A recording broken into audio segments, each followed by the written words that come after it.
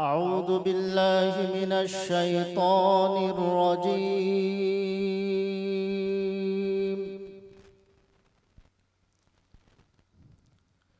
बिस्मिल्लाहिर रहमानिर रहीम।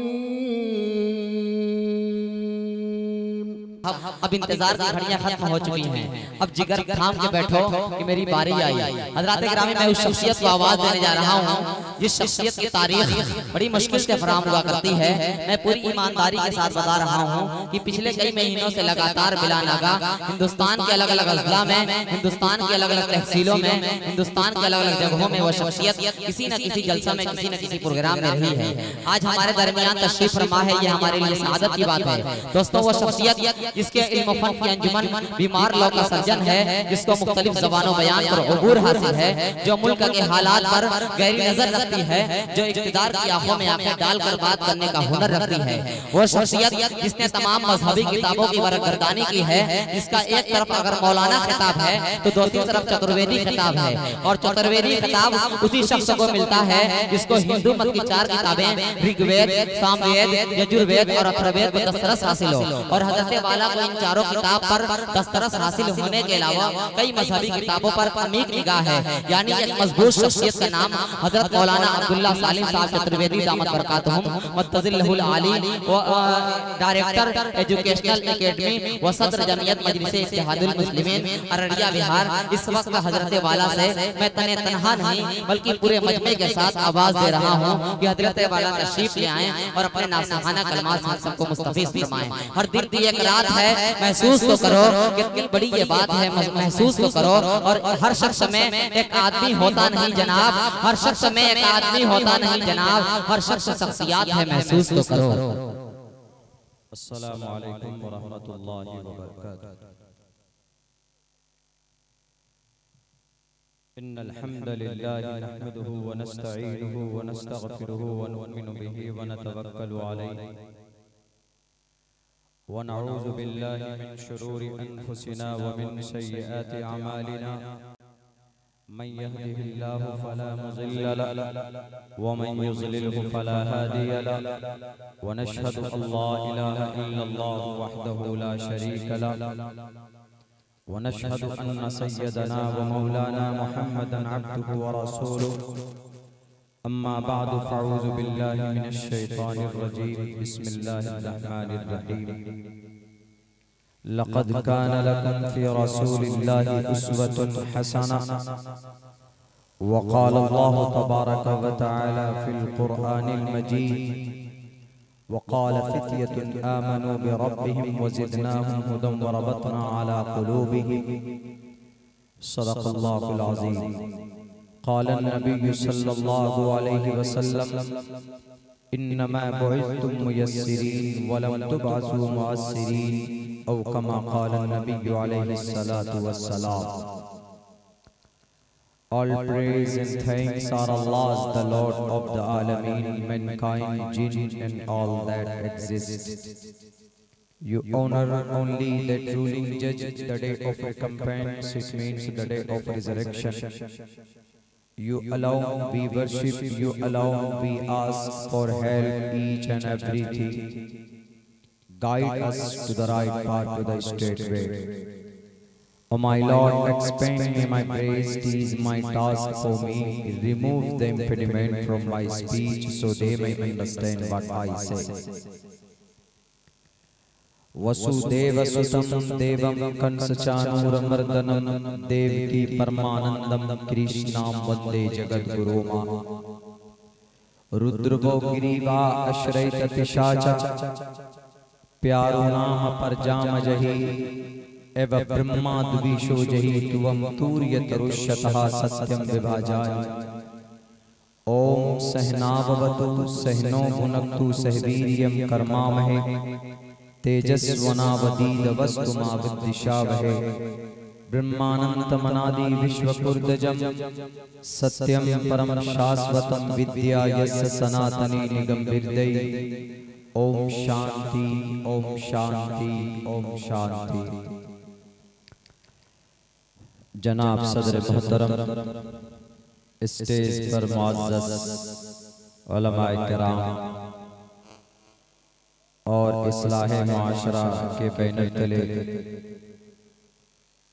जमा होने वाले हमारे दीनी व ईमानी और समाजी भाइयों, नौजवान साथियों और पर्दे में बैठी हुई हमारे समाज के इज्जतदार माँ और बहनों,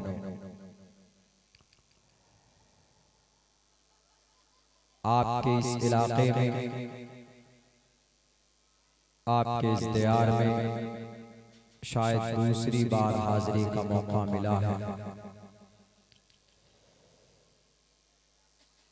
मेरे नाम के साथ बहुत सारे अल्फाज और अल्काब जोड़े गए। सच तो ये है कि मैं एक तालिबे इल्म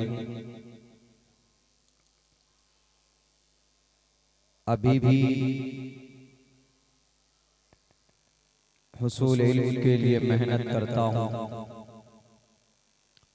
मैं कोई बहुत बड़ा मुकर्रिर नहीं हूँ, वह आपका हुस्न ज़न है। नाचीज़ के ताल्लुक से असल बात हमारे अकाबिर उलमाए किराम पेश करते हैं। इन अकाबिर उलमाए किराम की मौजूदगी में मुझ जैसे तालिबे इल्म का कुछ कहना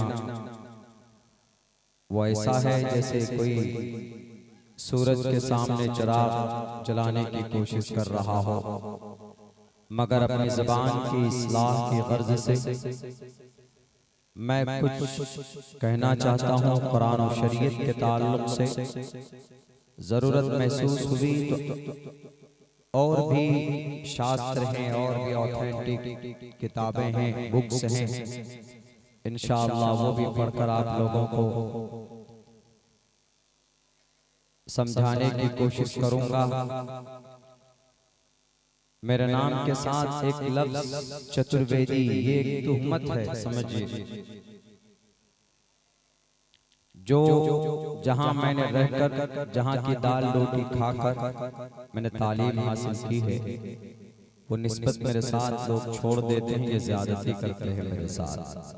मैं अब्दुल्ला सालिम चतुर्वेदी ना लगाकर मेरे नाम के साथ ये जोड़ा जाए अब्दुल्ला सालिम। अगर लगाना हो तो कास्मी लगाइए, बिकॉज आई कंप्लीटेड माई फजीला कोर्स इन 2011 दारुल देवबंद। सन 2011 की मेरी फरागत है। बहरुल उलूम हजरत मौलाना नियामतुल्लाह साहब मुस्लिम शरीफ हमने उनसे पढ़ी। बुखारी जिल्द अव्वल हजरत मुफ्ती सईद अहमद साहब मरहूम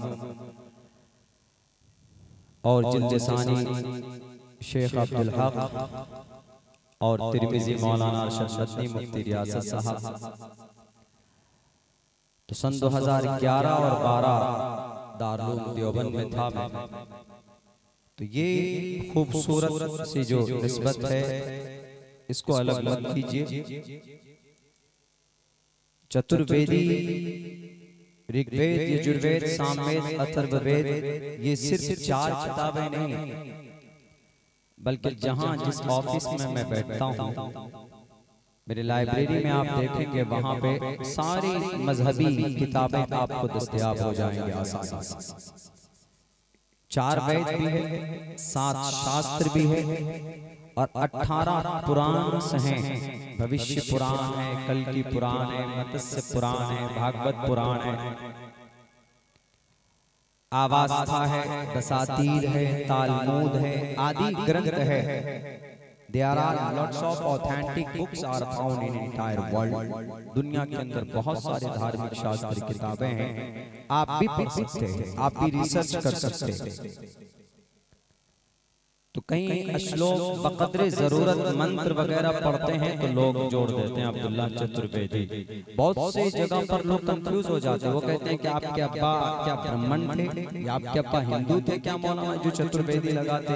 हमने कहा कि भाई मैं नहीं लगाता, मैं रिकमेंड नहीं करता हूँ, ये मेरा फैसला नहीं है, ये और लोग लगा देते हैं, लेकिन नहीं, अब्दुल्ला सालिम कासमी इससे बेहतर खूबसूरत निस्बत मेरे साथ मेरे लिए कुछ और नहीं हो सकता। तो मेरे भाइयों, मेरे साथियों, मैं एक तालिबे इल्म उमूमन मौजूदा वक्त में कुरान और शरीयत के ताल्लुक से, मजहब के ताल्लुक से, संविधान के ताल्लुक से, इतिहास और सीरत के ताल्लुक से जो बातें होती है उस पर मैं गुफ्तगू करता हूँ। उमूमन ऐसा होता है। बहुत से लोग मसलहतन नहीं बोलते हैं किसी टॉपिक पर, बहुत से लोग डर जाते हैं या बहुत से लोग किसी मजबूरी की वजह से नहीं बोल पाते हैं। मेरा एक ही सिद्धांत है। तिरमिजी में एक हदीस मैंने पढ़ी थी दौरे हदीस के साल में। उस वक्त से मैंने अपने नाम को भी बदला है। मेरा असल नाम सालिम कमर है, लेकिन अब्दुल्ला सालिम मैंने जब से लगाया, जब से मैंने वह हदीस पढ़ी इन अहब्बल अस्माइ इल्लाह अब्दुल्ला अब्दुर्रहमान, तब से मैंने इसको लिंक किया अपने नाम के साथ। तो मैंने वहां पे पढ़ा, अगर कोई हक बात को छुपाता, हक बात अगर किसी जालिम जाबिर इंसान बादशाह के सामने कहता है, वो अफजल जिहाद, वो सबसे बड़ा जिहाद है। और इस वक्त हक बोलना, सच बोलना, that is very important for us, हमारे लिए जरूरी है। अगर हम नहीं बोलते हैं हमारी शरीयत और कुरान के ताल्लुक से, तो लोग यकीनन आपको और आपके कुरान को मुजरिम समझते हैं। कुरान करीम की 24 आयत निकालने की कुछ दिन पहले कोशिशें बड़ी तेज हुई। कुछ लोग कंप्लेंट लेकर पहुंच गए सुप्रीम कोर्ट तक। अभी दिल्ली के अंदर एक प्रोग्राम, एक कॉन्फ्रेंस हुई। उस प्रोग्राम और उस कॉन्फ्रेंस में हजरत मौलाना अरशद मदनी साहब दामर बरकात, उनकी बात पर, उनकी तकरीर पर एक बड़ा वावेला हुआ। अब वहां पर बोलना और सच बोलना ये जरूरी है। अगर हम नहीं बोलते, हमारे मदारिस के ताल्लुक से, हमारी शरीयत के ताल्लुक से, हमारे अहकामे शरइया के ताल्लुक से गलत धारणा लोगों के अंदर बना दी गई है कि नहीं ये ऐसा नहीं ऐसा है। तो इन चीज को बोलना हमारी शरीयत ने हमको इजाजत दी है और हमको भारत का संविधान भी इजाजत देता है। ऐसा नहीं कि शरीयत में कुछ चीजें ऐसी है जो जायज हैं, लेकिन आप उसको मुस्लिम इस्लामिक जो कंट्रीज होती हैं उन्हीं में इम्प्लीमेंट कर सकते हैं। लेकिन बोलना, हक बोलना, सच बोलना, बोलने की आजादी, ये सारी चीजें आपकी शरीयत में है और आपके भारत के संविधान, हमारे भारत के संविधान में freedom of expression, freedom of speech, article number 19 के अंदर सब कुछ मौजूद है।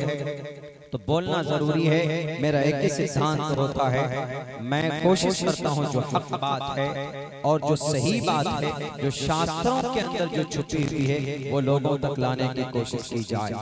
अल्लाह के नबी अलैहिस्सलातु वस्सलाम हमारे लिए रोल मॉडल है। हम भी जानते हैं, आप भी जानती, हमारी शरीयत भी कहती। अल्लाह का कुरान कहता है, लक़द काना लकुम फी रसूलिल्लाहि उस्वतुन हसना। बहुत छोटी सी, छोटा पैगाम है, एक छोटी सी आयत का इसमें एक टुकड़ा है। माना इतना आप एक्सप्लेन कर सकते हैं कि आप अंदाजा नहीं कर सकते। आप इसको एक इबादत समझकर हम जहन में बिठाए हुए हैं, क्या मोहम्मद रसूलुल्लाह की जिंदगी की पैरवी करेंगे, उनकी जिंदगी, आप अलैहिस्सलाम की जिंदगी में एक मेथड है, एक आप अलैहिस्सलाम की जिंदगी एक उस्वा है सबके लिए। इसको और वसी कीजिए। हम लोग मोहम्मद रसूलुल्लाह की जिंदगी से दूर होते चले जा रहे हैं और जिसकी वजह से हम एक्सप्लेन नहीं कर पाते। दुनिया की सबसे मजबूत तरीन जमात इस वक्त कौन सी है? यूनाइटेड नेशन, अक़वाम मुत्तहिदा।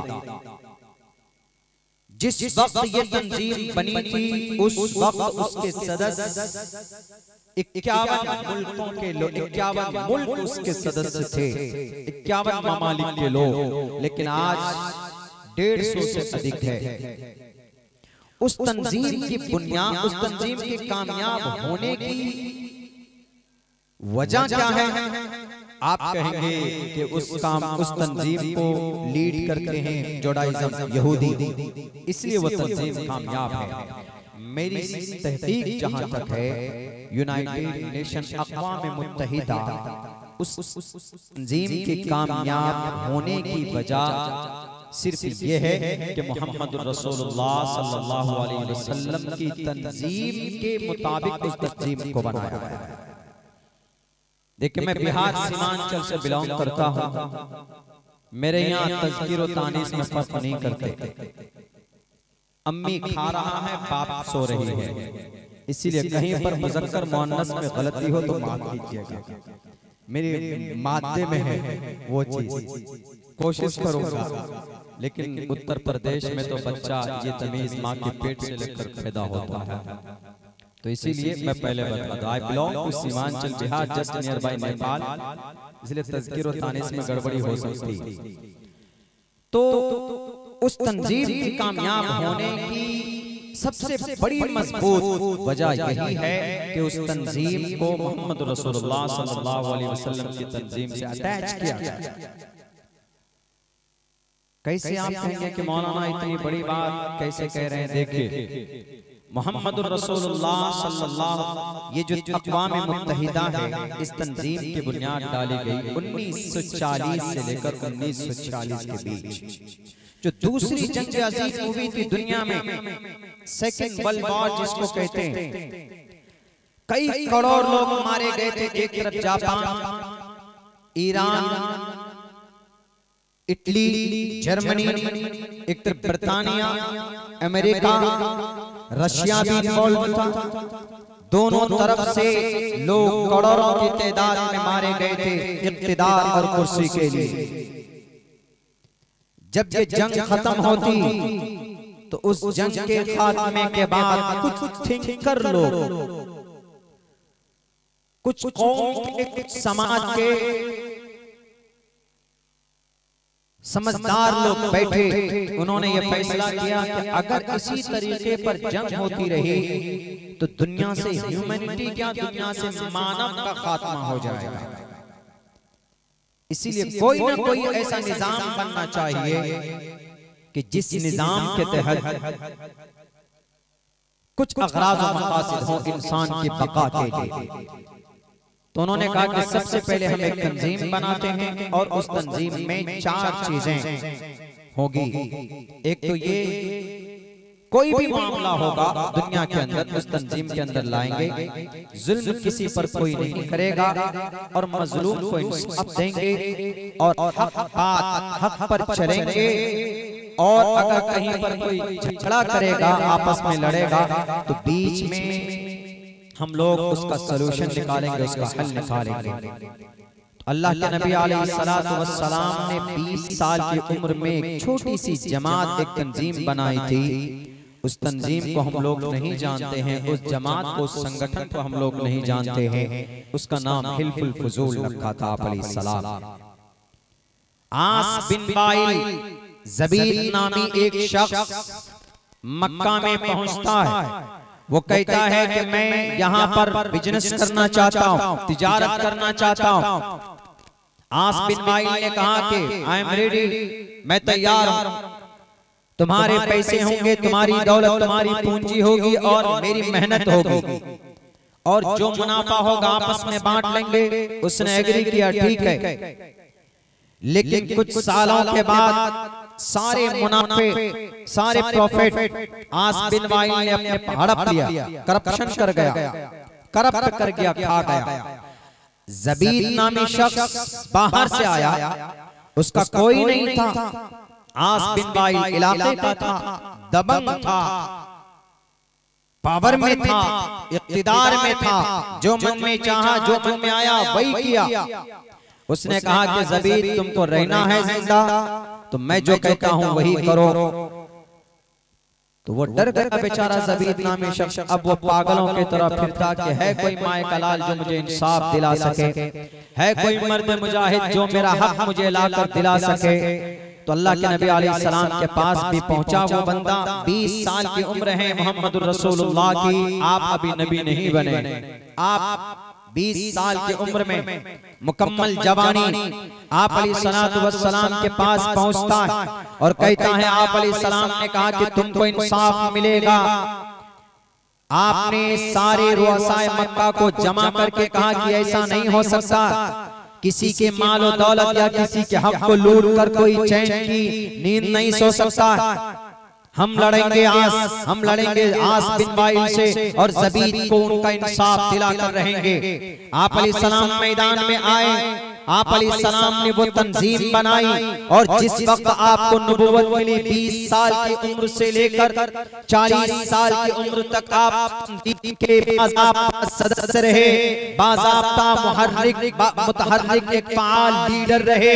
आप अलैहिस्सलाम ने उस तंजीम के बैनर तले खड़े होकर मजलूमों को इंसाफ दिलाया।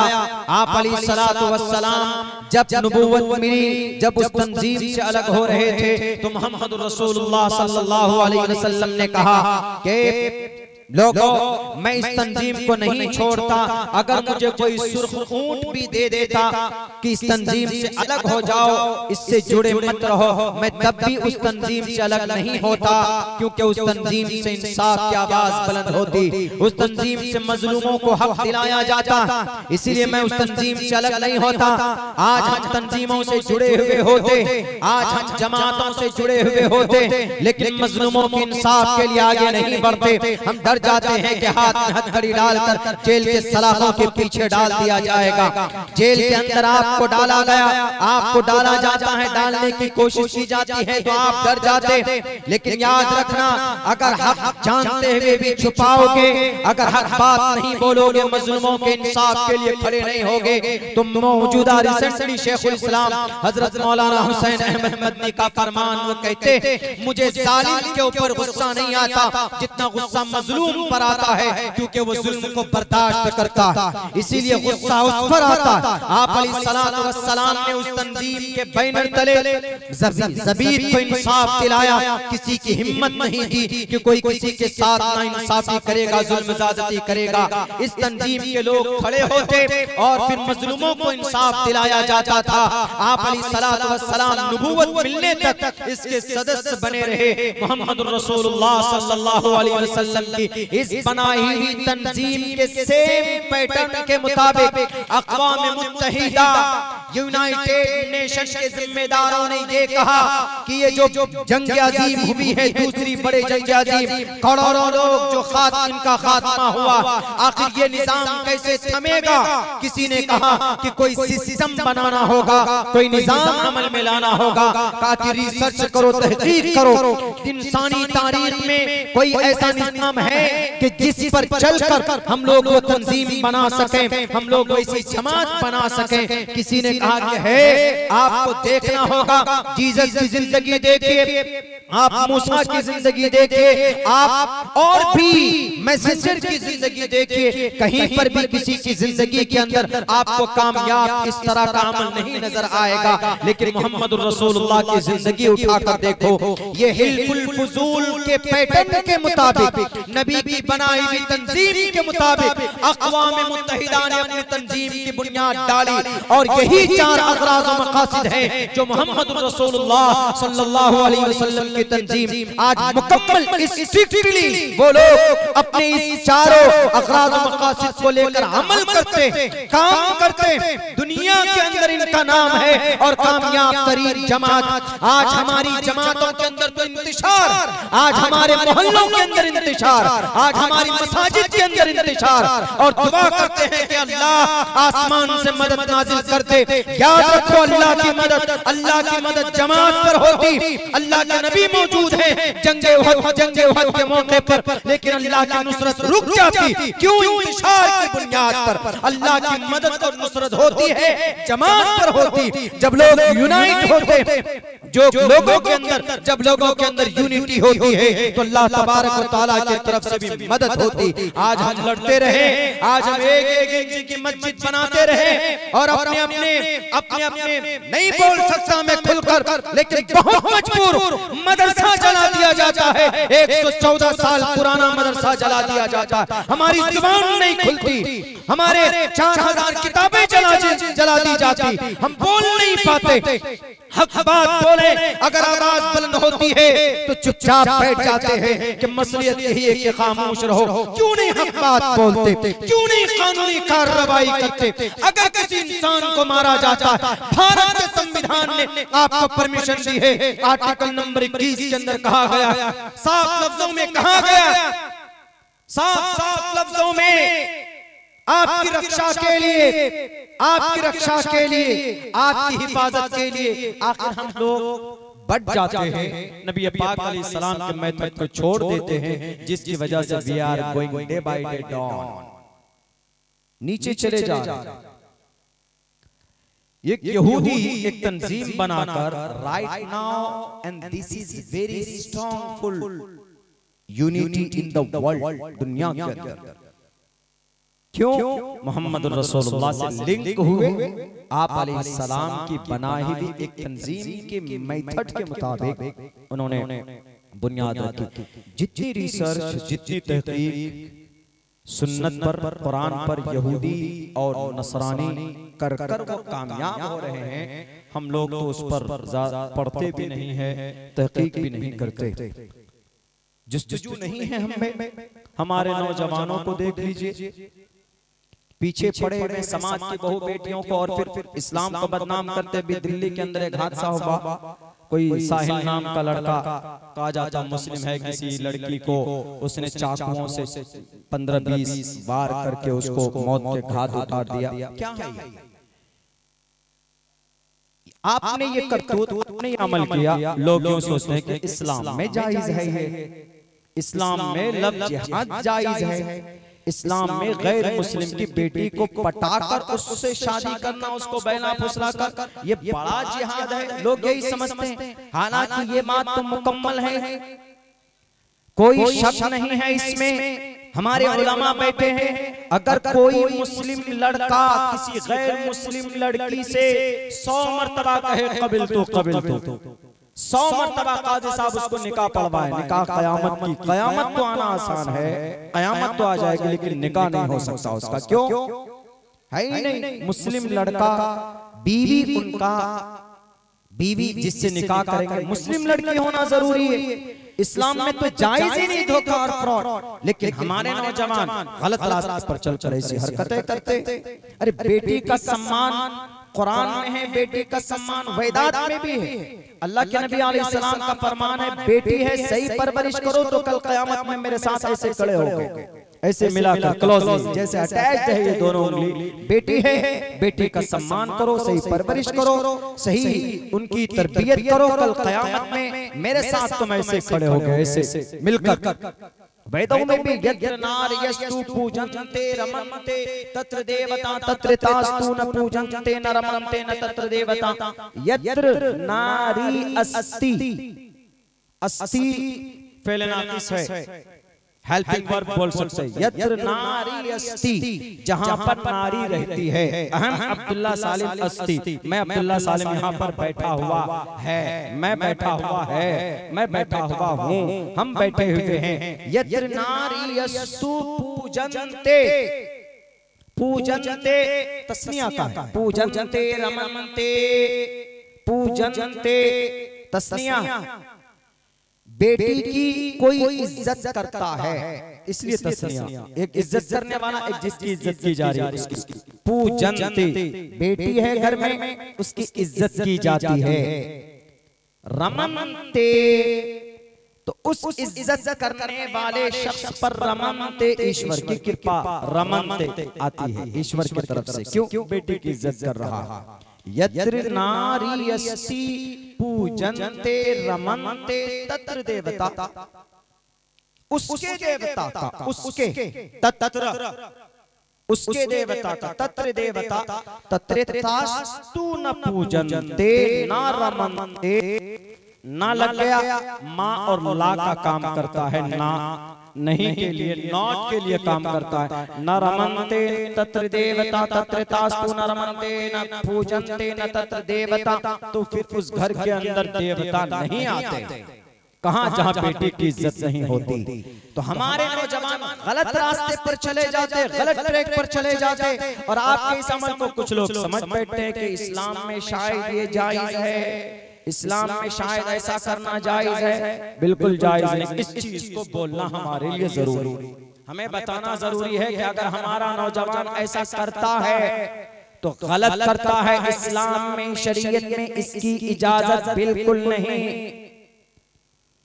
हमें मोहम्मद रसूलुल्लाह की सुन्नत के मुताबिक जिंदगी गुजारनी चाहिए। मेरे नौजवानों, जो गलतफहमियां पैदा की जाती है उनको सपोर्ट मत करो। वो गलतफहमी पैदा करते हैं, आपका अमल मोहर लगा देता, आपका फैल बिल्कुल बिल्कुल ये जायज नहीं है। बहुत से जगहों के ऊपर आप अगर किसी का मर्डर करते हैं, किसी का कत्ल करते हैं, तो कुछ लोग समझते हैं, कहते हैं कि देखो ये कुरान में ऑर्डर है मुसलमानों के लिए और मुस्लिम नौजवान गलत रास्ते पर जा रहे हैं। गलत रास्ते पर मुस्लिम नौजवान जाता है, वो समझता है कि कुरान में ऑर्डर है। अभी जो मदरसा जलाया गया बिहार का, बिहार शरीफ नालंदा का 114 साल पुराना मदरसा, बात निकल कर आई मदरसा क्यों जलाया जी? उन्होंने कहा कि हमने इसलिए मदरसा जलाया, इस मदरसे में कुरान पढ़ाया जाता। कुरान पढ़ाते और कुरान करीम के अंदर वही 24 आयत है ना। एक आयत ये है, या अय्युहन नबिय्यु हर्रिज़िल मुमिनीना अलल क़िताल। देखिए आपका अल्लाह नबी से कह रहा है कि नबी मुसलमानों को तैयार करो कत्ल पर। अलग से जोड़ते हैं वो, अलग से, कुछ नफरती चिंटू, कुछ सब नहीं। हमारे सनातन धर्मी भाई शांत है, आज भी इस मुल्क के अंदर वो समझदार है, लेकिन कुछ नफरती चिंटू वो अपने जाती फायदे के लिए वो कहते हैं, देखिए या अय्युहन नबिय्यु हर्रिज़िल मुमिनीना अलल क़िताल, ए नबी हिंदुओं को कत्ल करने पर मुसलमानों को तैयार करो। गलत तर्जमा, ये तर्जमा नहीं है, लेकिन वो कहता है कि नहीं इस कुरान में यही ऑर्डर है, इसलिए हमने कुरान मदरसे को जलाया और मदरसे में कुरान पढ़ाया जाता है। 4000 किताबें जलाई है भी, अभी हम पूरे भारत के मदरसों को जला देंगे, कुरान को जला देंगे, किताबों को जला देंगे, उनका ये कहना। लेकिन गलतफहमी में नहीं पढ़े, वो नहीं समझे कि सही मतलब क्या है, या अय्युहन नबिय्यु हर्रिज़िल मुमिनीना अलल क़िताल। और वो कहते हैं कि ये तो एक आयत है। दूसरी आयत देखिए, दूसरी आयत में है वअइद्दू लहुम मस्ततातुम मिन क़ुव्वा। कुरान में ये कहा जा रहा है कि हिंदुओं के खिलाफ तीर तलवार लेकर तैयार रहो लड़ने के लिए। गलत तर्जुमा। तीसरी आयत पेश करता, देखिए तीसरी आयत में फ़क़्तुलुल मुशरिकीन हैसु वजदतुमूहुम। काफिर नहीं, वो तर्जमा करते हिंदू को जहां पाओ वहीं कत्ल कर दो। ये भी गलत तर्जमा है, छेड़छाड़ है। और कहते हैं देखिए सबसे बड़ी बात तो ये एक आयत और भी पेश करते हैं, कहते हैं देखिए उन्हीं 24 में से एक आयत यह है, फ़कुलू मिम्मा गनिमतुम, लूटो और खाओ। हिंदू भाइयों के माल को लूटो और खाओ, वो तर्जुमा करते। बोलो ये गलत मलत करके तोड़ मड़ोड़ कर पेश करके वो अपना एक जवाज का रास्ता निकालते हैं जो गलत है। मैं अभी वैदात की रोशनी में समझाऊंगा कि इन आयत का क्या मतलब। या अय्युहन नबिय्यु हर्रिज़िल मुमिनीना अलल क़िताल, इसके ताल्लुक से ऋग्वेद का, अथर्ववेद का एक मंत्र पढ़ा जाता है, रुद्रभू ग्रीवा अशरैत पिशाचा। और वो दूसरी पढ़ते हैं वअइद्दू लहुम मस्ततातुम मिन क़ुव्वा, इसके ताल्लुक से पढ़ा जाता है एव ब्रह्मा दुविशो जही, अथर्ववेद का मंत्र। तीसरी आयत पढ़ते हैं वो फ़क़्तुलुल मुशरिकीन हैसु वजदतुमूहुम, इसके ताल्लुक से अथर्ववेद का तीसरा मंत्र है एव ब्रह्मा प्यारो नाम पर जाम जही, वो चौथी आयत पढ़ते हैं फ़कुलू मिम्मा गनिमतुम। ऋग्वेद अथर्ववेद का चौथा मंत्र है जो समझाता है और कहता है कि तुवम तूर्य तरुष्यतः सत्यम विभाजानी। मैं एक्सप्लेन करूंगा, बताऊंगा, लेकिन थोड़ी देर से। सही बात क्या, कुरान के इन आयत की शान नुज़ूल क्या है, इन आयत का मकसद क्या है, जब तक प्रीवियस आगे पीछे से नहीं समझेंगे तो कुरान समझ में नहीं आएगा। उनके आयत का मंशा समझ नहीं सकते आप। एक टुकड़ा ले लोगे बीच में, उसके बाद लेकर डांस करते रहोगे तो कोई फायदा नहीं है। और इन मदरसा और इन मस्जिद और इन किताब को जलाने से कोई फायदा नहीं होगा। पढ़ा जाए, पहले ग्रंथों को पढ़ो, अपने अपने ढोंगी जितने भी ढोंगी लोग हैं बोलते हैं कि हम शास्त्री हैं, हम अपने शास्त्रों को जानते, वो नहीं जानते। यकीनन अगर आपको एक्चुअल और सही नॉलेज चाहिए तो आप बैठिए मेरे साथ, मैं आपको ऋग्वेद देता, मैं आपको अथर्ववेद देता, मैं आपको सामवेद देता, मैं आपको यजुर्वेद देता, मैं आपको श्रीमद् भगवत गीता देता, मैं आपको रामायण महाभारत देता। जहां समझ में ना आए मुझसे पूछ लीजिए, मैंने आपके संस्कृत ग्रामर को पढ़ा, मैं हाफिज कुरान हूँ। एक तरफ से कुरान करीम की आयत पढ़ूंगा और एक तरफ से आपके श्लोक को पढ़कर समझाऊंगा। 1 इंच के बराबर भी कोई फर्क पैदा नहीं कर सकता कोई माए का लाल। अगर कोई करता है तो नफरती, उसको समझ में नहीं आया इसीलिए वो ऐसा करता। इसीलिए किसी की बातों को न मानकर अपने शास्त्रों को पढ़ने की ताकत पैदा करो ताकि आपको सही बात समझ में आए कि शास्त्रों के अंदर क्या लिखा है। हमारे कुरान में अल्लाह तबारक व तआला ने जो ऑर्डर दिए नबी पाक अलैहिस्सलातु वस्सलाम के ताल्लुक से, वो इंसानों की भलाई के लिए, अल्लाह के नबी अलैहिस्सलाम के लिए अल्लाह तबारक व तआला ने कहा लक़द काना लकुम फी रसूलिल्लाहि उस्वतुन हसना। इस जमीन के ऊपर बसने वाले इंसानों मुहम्मदुर रसूलुल्लाह के अंदर एक उस्वा है, एक रोल मॉडल है मुहम्मदुर रसूलुल्लाह। एक आदमी सवाल करता है कि मौलाना अब्दुल्ला साहब कैसे, I want to be a great businessman in the world, दुनिया के अंदर बड़ा ताजिर बनना चाहता हूं लेकिन कैसे बनूं? सवाल करता है कोई, तो आप क्या जवाब देंगे? आप कहेंगे कि अदानी जी, अंबानी जी, इनकी जिंदगी पढ़ो, इनकी मेहनत पढ़ो, क्योंकि ये लोग मेहनत कर कर कर कहां तक पहुंचे। आप यही मशवरा देंगे?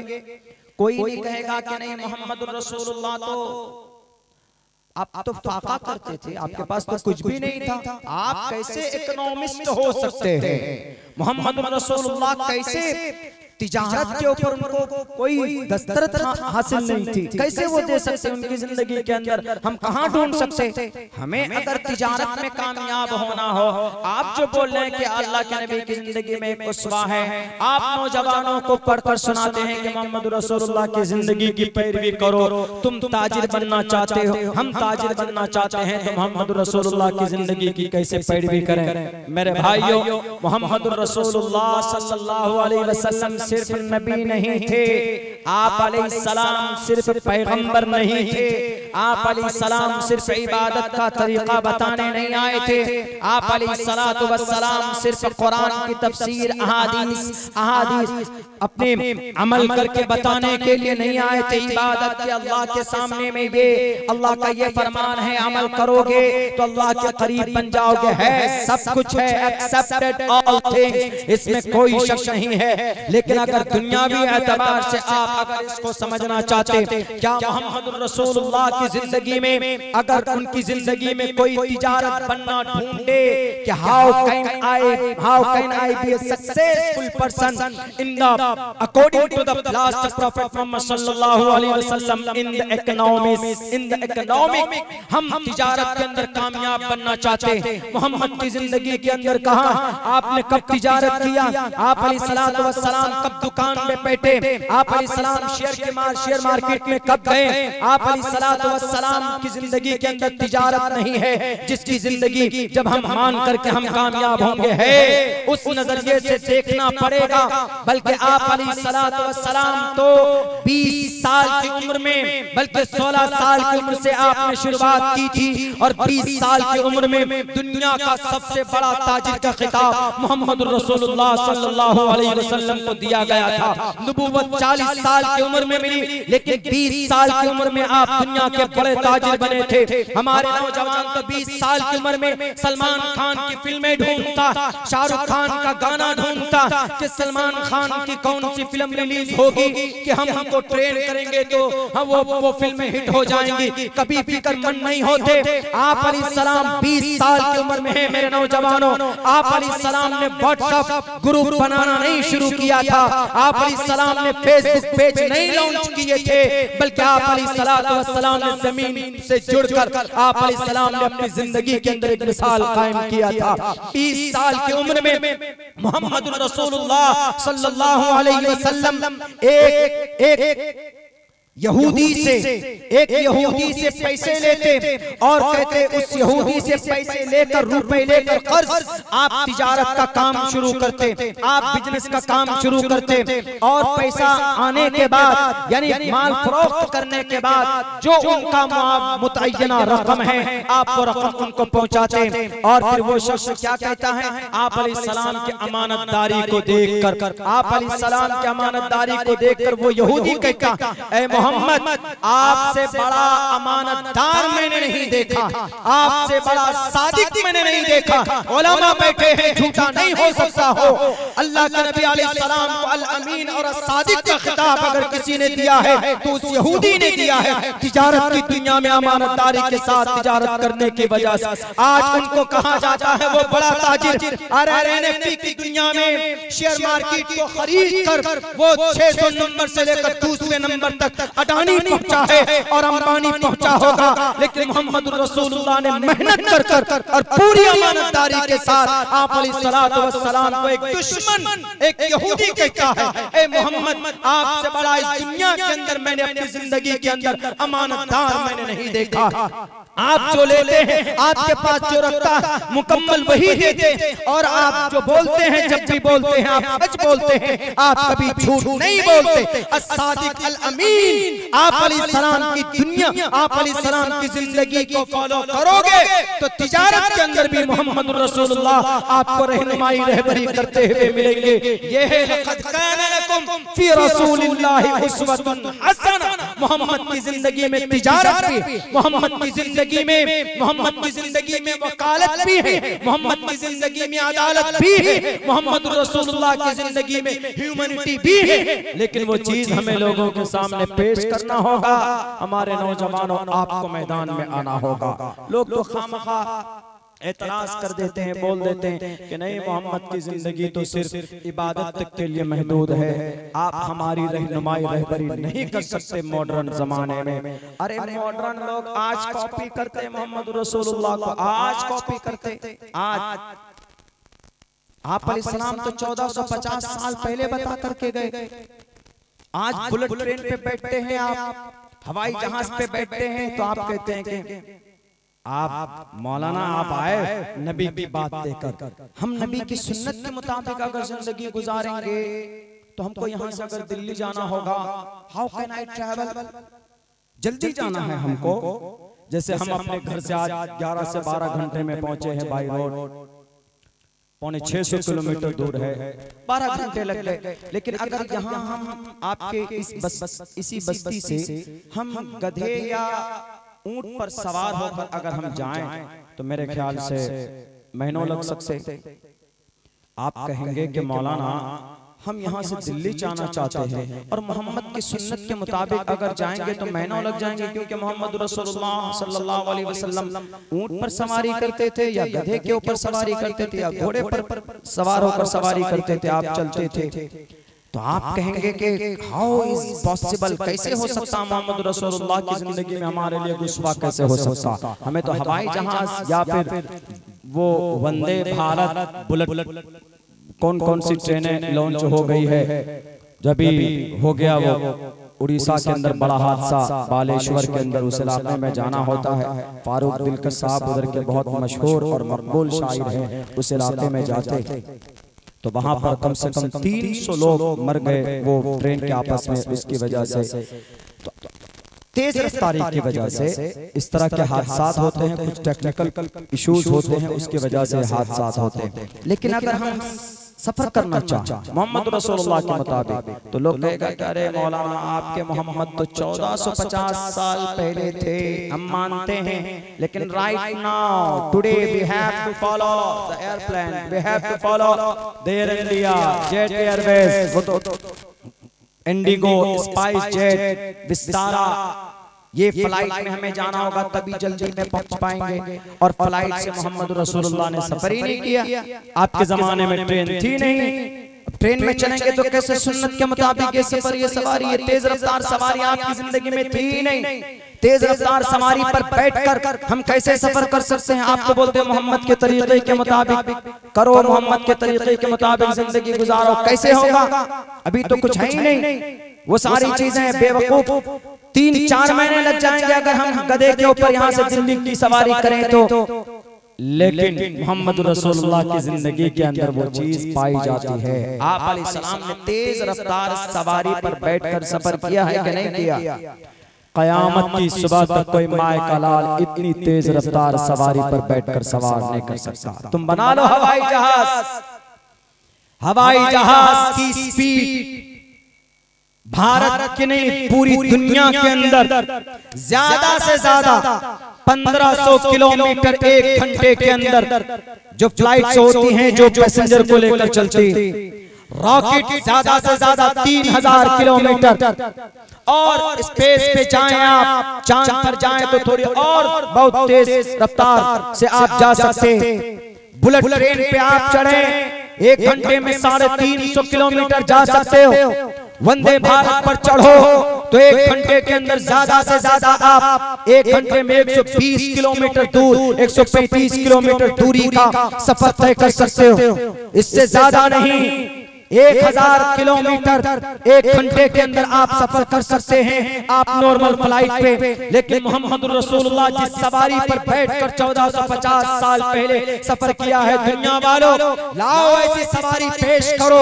बुर्राक जिस पर बैठकर आप अलैहिस्सलातु वस्सलाम मक्कतुल मुकर्रमा से आप बैतुल मक़दिस गए, आप अलैहिस्सलातु वस्सलाम वहां से आपने आसमान का पहले आसमान, दूसरे आसमान, तीसरे आसमान, चौथे आसमान और नहीं मालूम जनाब कहां कहां का सफर आपने किया है। सुम्मा दना फतदल्ला फकाना क़ाब क़ौसैन औ अदना।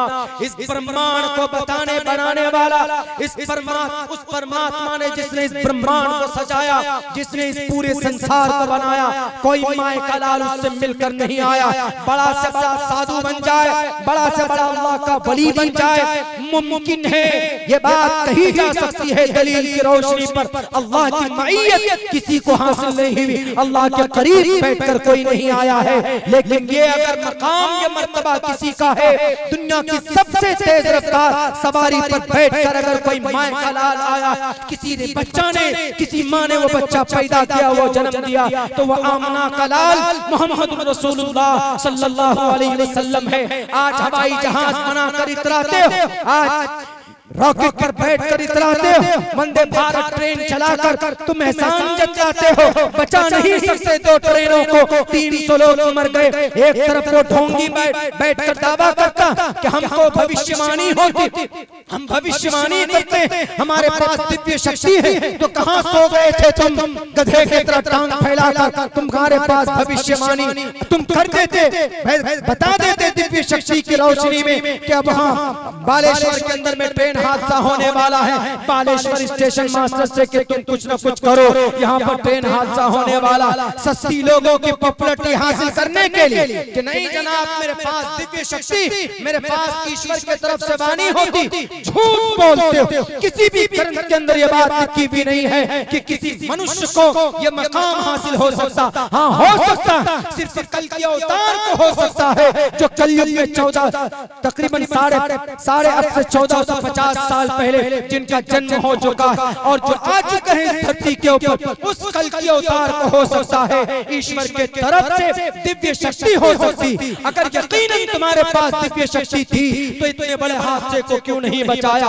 अगर जानते थे नहीं बताया तुमने तो इसका मतलब देश से तुमने गद्दारी की है। तुमको देश पर रहकर बैठकर एक सच्चे नागरिक होने की दलील प्रूफ तुमको नहीं दिया जा सकता, क्योंकि होते हुए जानते हुए भी तुमने इंसानों को बचाने की कोशिश नहीं की। मेरे भाइयों, लोग तेज रफ्तार सवारी पर बैठकर इतराते हैं। हमारे नबी तो चंद सेकंडों के अंदर पहले आसमान, दूसरे आसमान, तीसरे आसमान, चौथे आसमान, 5वें आसमान, 6ठे आसमान, 7वें आसमान, अर्शे मुअल्ला तक सुब्हानल्लज़ी असरा बिअब्दिही लैलन मिनल मस्जिदिल हराम। कहो अमेरिका से या कहो जर्मनी और इटली से कितनी तेज रफ्तार सवारी बना सकते हो जो जहां तक निगाह देके वहां तक वहां तक उसकी रफ्तार हो, उसके पहले उसका पहला कदम पड़े, बना सकते हो, सबके सब घुटने टेक देंगे। लेकिन मोहम्मद रसूलुल्लाह सल्लल्लाहु अलैहि वसल्लम ऐसी तेज रफ्तार सवारी पर बैठकर आप सवारी करके आ चुके हैं। यह है लक़द काना लकुम फी रसूलिल्लाहि उस्वतुन हसना। इसी को देखकर आज लोग तेज रफ्तार सवारियां बना रहे हैं। कौन? यहूदी जुडाइज़म। लेकिन हम ही लोग ऐसे हैं, हमारे नबी, हम लोग बिल्कुल खाली, बिल्कुल बेबहरा, 20 साल की उम्र में ताजिर का द ग्रेटेस्ट ताजिर, हमारे नौजवान 20 साल की उम्र में गलत रास्ते पर चले जाते, नशा करते। नशा अल्लाह ने जवानी किस लिए दी? हजरत अब्दुल्लाह इब्न अब्बास रज़ियल्लाहु ताला अन्हु उलमा बैठे हैं, 16 साल की उम्र में तफसीर के इमाम बन गए थे। अब्दुल्लाह इब्न अब्बास मुफस्सिरीन के खिलाफत तफसीर में उनका कलम रुक जाता है जब हजरत अब्दुल्लाह इब्न अब्बास की कोई रिवायत सामने आ जाए, उनकी तफसीर जब सामने आ जाती। कितने साल की उम्र में नौजवानों? 16 साल की उम्र। हम तो 16 साल की उम्र में सिर्फ सलमान खान की कमर देखते हैं कि कौन से गाने में किस तरह से डांस किया है, उसके ऊपर गौर करते। ये हमारे नबी पाक अलैहिस्सलाम से, उनकी सुन्नत से हम दूर होते चले जा रहे हैं। एक सुन्नत पर अगर अमल करोगे जवानों, 100 शहीदों का सवाब मिलेगा। पढ़िए, मन अहया सुन्नती इंद फसादी उम्मती फलहु अज्रुन यतिशै। दुनिया कामयाब नहीं है, आपके नबी की कॉपी करके वो कामयाब है। वो लोगों को नहीं बताते, आपके नबी की कॉपी कर कर वो कामयाब। इस देश के अंदर एक बहुत बड़ी तंजीम है, नाम नहीं लूंगा, सक्सेस है, कामयाब है। क्यों? यूनिटी। और हम हैं यूनिटी, जहां हमारे में होना चाहिए, हम यूनाइट नहीं। हम हर जगह पर बैठे हुए, हर जगह पर अलग अलग है, मजहबी, धार्मिक, दुनियावी, हर एतबार से बैठे हुए। हम सही जवाब नहीं दे पाते, सही पैगाम नहीं दे पाते। अल्लाह के नबी अलैहिस्सलातु वस्सलाम, मेरे नौजवानों, एक हदीस है, आपको कल क़यामत में पूछेगा, शाबुन नशा फी इबादतिल्लाह फहुवा फिल जन्नह।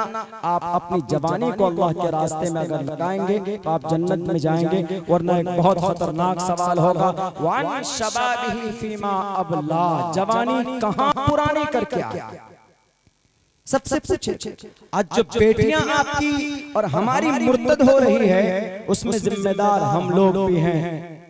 इसके ऊपर भी मैं बात करूंगा, लेकिन उससे पहले वो जो 24 आयत है, इसके ऊपर क्या तैयारी है हमारे नौजवानों की कि चलो हाँ भाई, गलतफहमी पैदा हो रही है तो हम के सिपाही बनकर, कुरान और शरीयत का अलमबरदार बन, हम भारत के संविधान की रोशनी में रहते हुए, उनके अंदर रहते हुए हम गलतफहमी का और इनका एक्सप्लेनेशन करें। हमारे नौजवान नहीं बता पाएंगे। अभी पूछ लीजिए कि शाहरुख खान की फिल्म आई, कितने की कमाई की, अभी फौरन बता देंगे।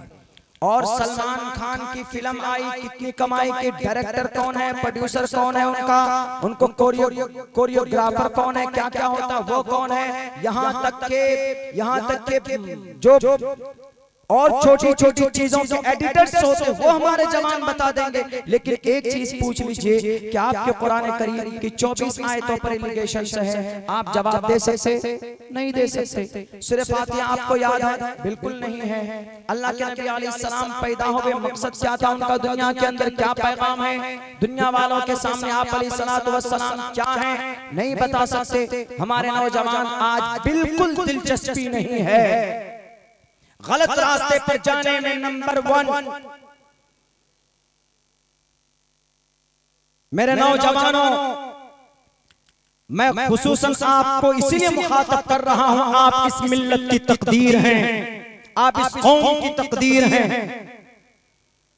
यहूदी को अर्श मुअल्ला तक पहुंचाया उनके नौजवानों ने। आपके हाथ में जो आज मोबाइल है, सेल्फी सबसे बेहतरीन कौन से मोबाइल से आता है, हमें वही मोबाइल चाहिए।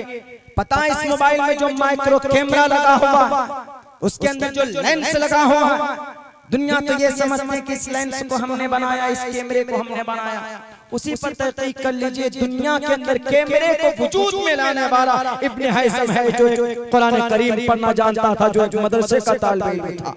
The education of ilm optics, the education, the knowledge of optics पढ़िए। ब्रेड हॉडली की किताब है 336 सफ़े की। दुनिया के ऊपर मोहम्मद रसूलुल्लाह के मानने वाले का एहसान है। कुरैश निकालो नौजवानों और दुनिया को कहो कि तुम जीरो हो, हमारे नबी हीरो हैं। हमारे नबी जिस शरीयत को लेकर आए वो माशरे के इस्लाह के लिए सबसे बेहतरीन निजाम और सबसे बेहतरीन सिस्टम, सिर्फ इस्लामिक माशरे के सुधार के लिए नहीं आए थे। आप अलैहिस्सलातु वस्सलाम रहमतुल लिल आलमीन थे। अल्लाह ने कहा कि है sent you not but as a mercy for all creatures. मैं आपको मुसलमानों के लिए नहीं भेज रहा, आपको एक दुनिया के लिए नहीं भेज रहा, बल्कि आपको क्रिएचर्स के लिए भेज रहा, तमाम मखलूकात के लिए आपको भेज रहा। वैसा बनो, उनकी गुलामी करो। ये जिनके डांस और जिनकी शक्लें देखकर अपनी जिंदगी तबाह कर रहे हो, जरा सोचो और पूछो किसी से भी कि कल क़यामत में हमारा बेड़ा पार कौन करेगा। नौजवानों, क्या तुम सलमान खान से कहोगे कल क़यामत में मैं आपका बिगेस्ट फैन ऑफ यू, मैं आपका बहुत बड़ा भक्त था। कोई फिल्म आती थी, कोई गाना रिलीज होता था तो सबसे पहले मेरे मोबाइल में डाउनलोड हो रहा था। इसलिए आज अल्लाह से सिफारिश कर दीजिए, सबसे पहले अल्लाह इन्हीं लोगों को कहेगा। मुझे कभी उम्मीद है अल्लाह जो बुराई से बचता है वो जन्नत का दावेदार होता है। इस रोशनी में ये कह सकता हूँ, कौन हो तुम? जी सलमान खान, कान पकड़ लो। तुम कौन हो? जी शाहरुख खान, मुर्गा बन जाओ। तुम कौन हो? जी सैफ अली खान साहब, एक टांग में खड़े हो जाओ। तुम कौन हो? ये सब जिनको आप रोल मॉडल बनाए बैठे, ये सब की इनकी धुलाई होनी है। लेकिन अगर आपका बेड़ा पार कोई करेगा, सिर्फ एक ही जात अक़दस मोहम्मद रसूलुल्लाह सल्लल्लाहु अलैहि वसल्लम, कोई और नहीं, नबी नहीं, आदम नहीं, इब्राहिम नहीं और इस्माइल नहीं, बल्कि सब के सब कहेंगे व यक़ूलु आदम सफ़ियुल्लाह यौमल क़ियामह या रब्बी नफ्सी नफ्सी। अगर कोई आपके लिए मुतालबा करेगा व यक़ूलु रसूलुना व नबियुना व हादियुना शफ़ीउना मुहम्मद सल्लल्लाहु अलैहि वसल्लम यौमल क़ियामह या रब्बी उम्मती या रब्बी उम्मती। आपका बेड़ा पार मोहम्मद के ही जरिए होगा। इसीलिए मोहम्मद रसूलुल्लाह की गुलामी हम सीखें, उनकी सुन्नत से मोहब्बत करें, उनकी शरीयत को जानने की कोशिश करें। यही जैसे कुरान करीम के ताल्लुक से जो एतराज हुए,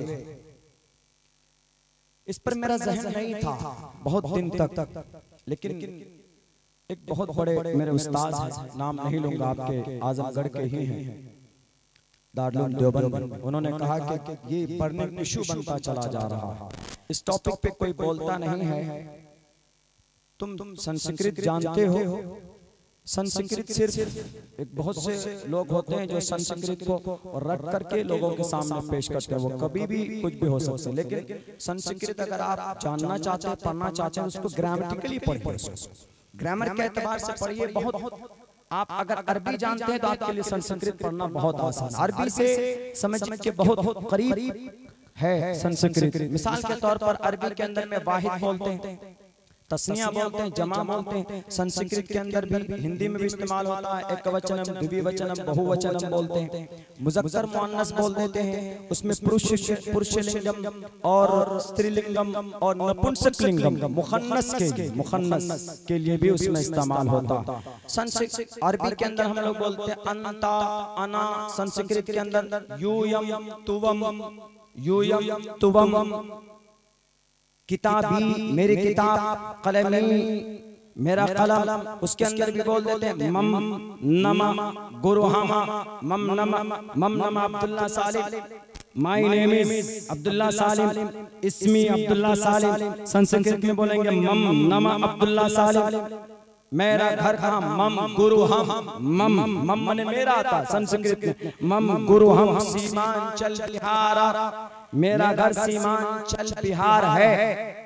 गुरु हम घर को बोलते हैं। इसी गुरु हम से, इसी गुरु हम के पोस्ट पर हमारे अमित शाह जी गृह मंत्री इसी गुरु हम से है। गृह मंत्री, घर का मंत्री, तो ये लफ्ज़ गृह है, ये संस्कृत का है। गृह मंत्री घर का मंत्री यानी इस देश का वजीर दाखिला जिसको बोलते हैं, तो ये संस्कृत जो अरबी जानते हैं उनके लिए बहुत आसान है। तो आप अगर पढ़ेंगे ग्रामेटिकली तो आपको बहुत आसानी होगी पढ़ने में, और पढ़ना चाहिए। पुरानी लैंग्वेज है, थोड़ी टफ होती है, जल्दी याद नहीं होती, इसके श्लोक और मंत्र जरूरत नहीं है, लेकिन पढ़ सकते, पढ़ने में कोई दिक्कत नहीं, पढ़ने में कोई हर्ज नहीं। तो उन्होंने कहा कि तुम जानते हो तो जरा बताओ तो देखो तो कहां कहां पर है। ये जो संस्कृत लैंग्वेज में कुरान करीम की आयत और उसके मीनिंग मतलब को पेश करते हैं, जब वो लिटरेचर पहुंचाया गया मेरे पास, उसका तर्जमा जब संस्कृत में हमने देखा, हमने कहा कि ये तो खुली हुई ज़्यादत थी, कहीं से कहीं तक इसका रिश्ता ही नहीं। और ये जो आयतें इन्होंने पेश की है, जो 24 आयत है, इस पर आज भी भारत सरकार अमल करती है, इन आयतों पर आज भी अमल करती। आज भी 1450 साल पहले ये आयतें नाज़िल हुई कुरान करीम में, सुप्रीम कोर्ट में निकालने के बजाय इस पर एक्सप्लेन डिबेट ये होना चाहिए क्या रे ये आयतें वो हैं जिस पर आज भी भारत सरकार ने दुनिया के टोटल ममालिक के लोग अमल करते हैं इन आयतों पर। बोला करो, एक्सप्लेन करो। हमने कहा कि सर मैं जब ही करूंगा हजरत जब मैं इन संस्कृत को इन कुरान करीम की आयतों के मुताबिक इन उनके शास्त्र के अंदर मैं मंत्र देख लूंगा। तो 2.5 महीने से मैंने तहकीक शुरू की है, 2.5 महीने के अंदर 6 आयत का एक्सप्लेन, उनके श्लोक, उनके मंत्र मैंने देखे। कुरान करीम की आयत क्या है वो पेश करते हैं। या अय्युहन नबिय्यु हर्रिज़िल मुमिनीना अलल क़िताल, ए नबी आप मुसलमानों को क़िताल पर उभारिए। ये तर्जुमा, किन लोगों को क़िताल पर उभारिए?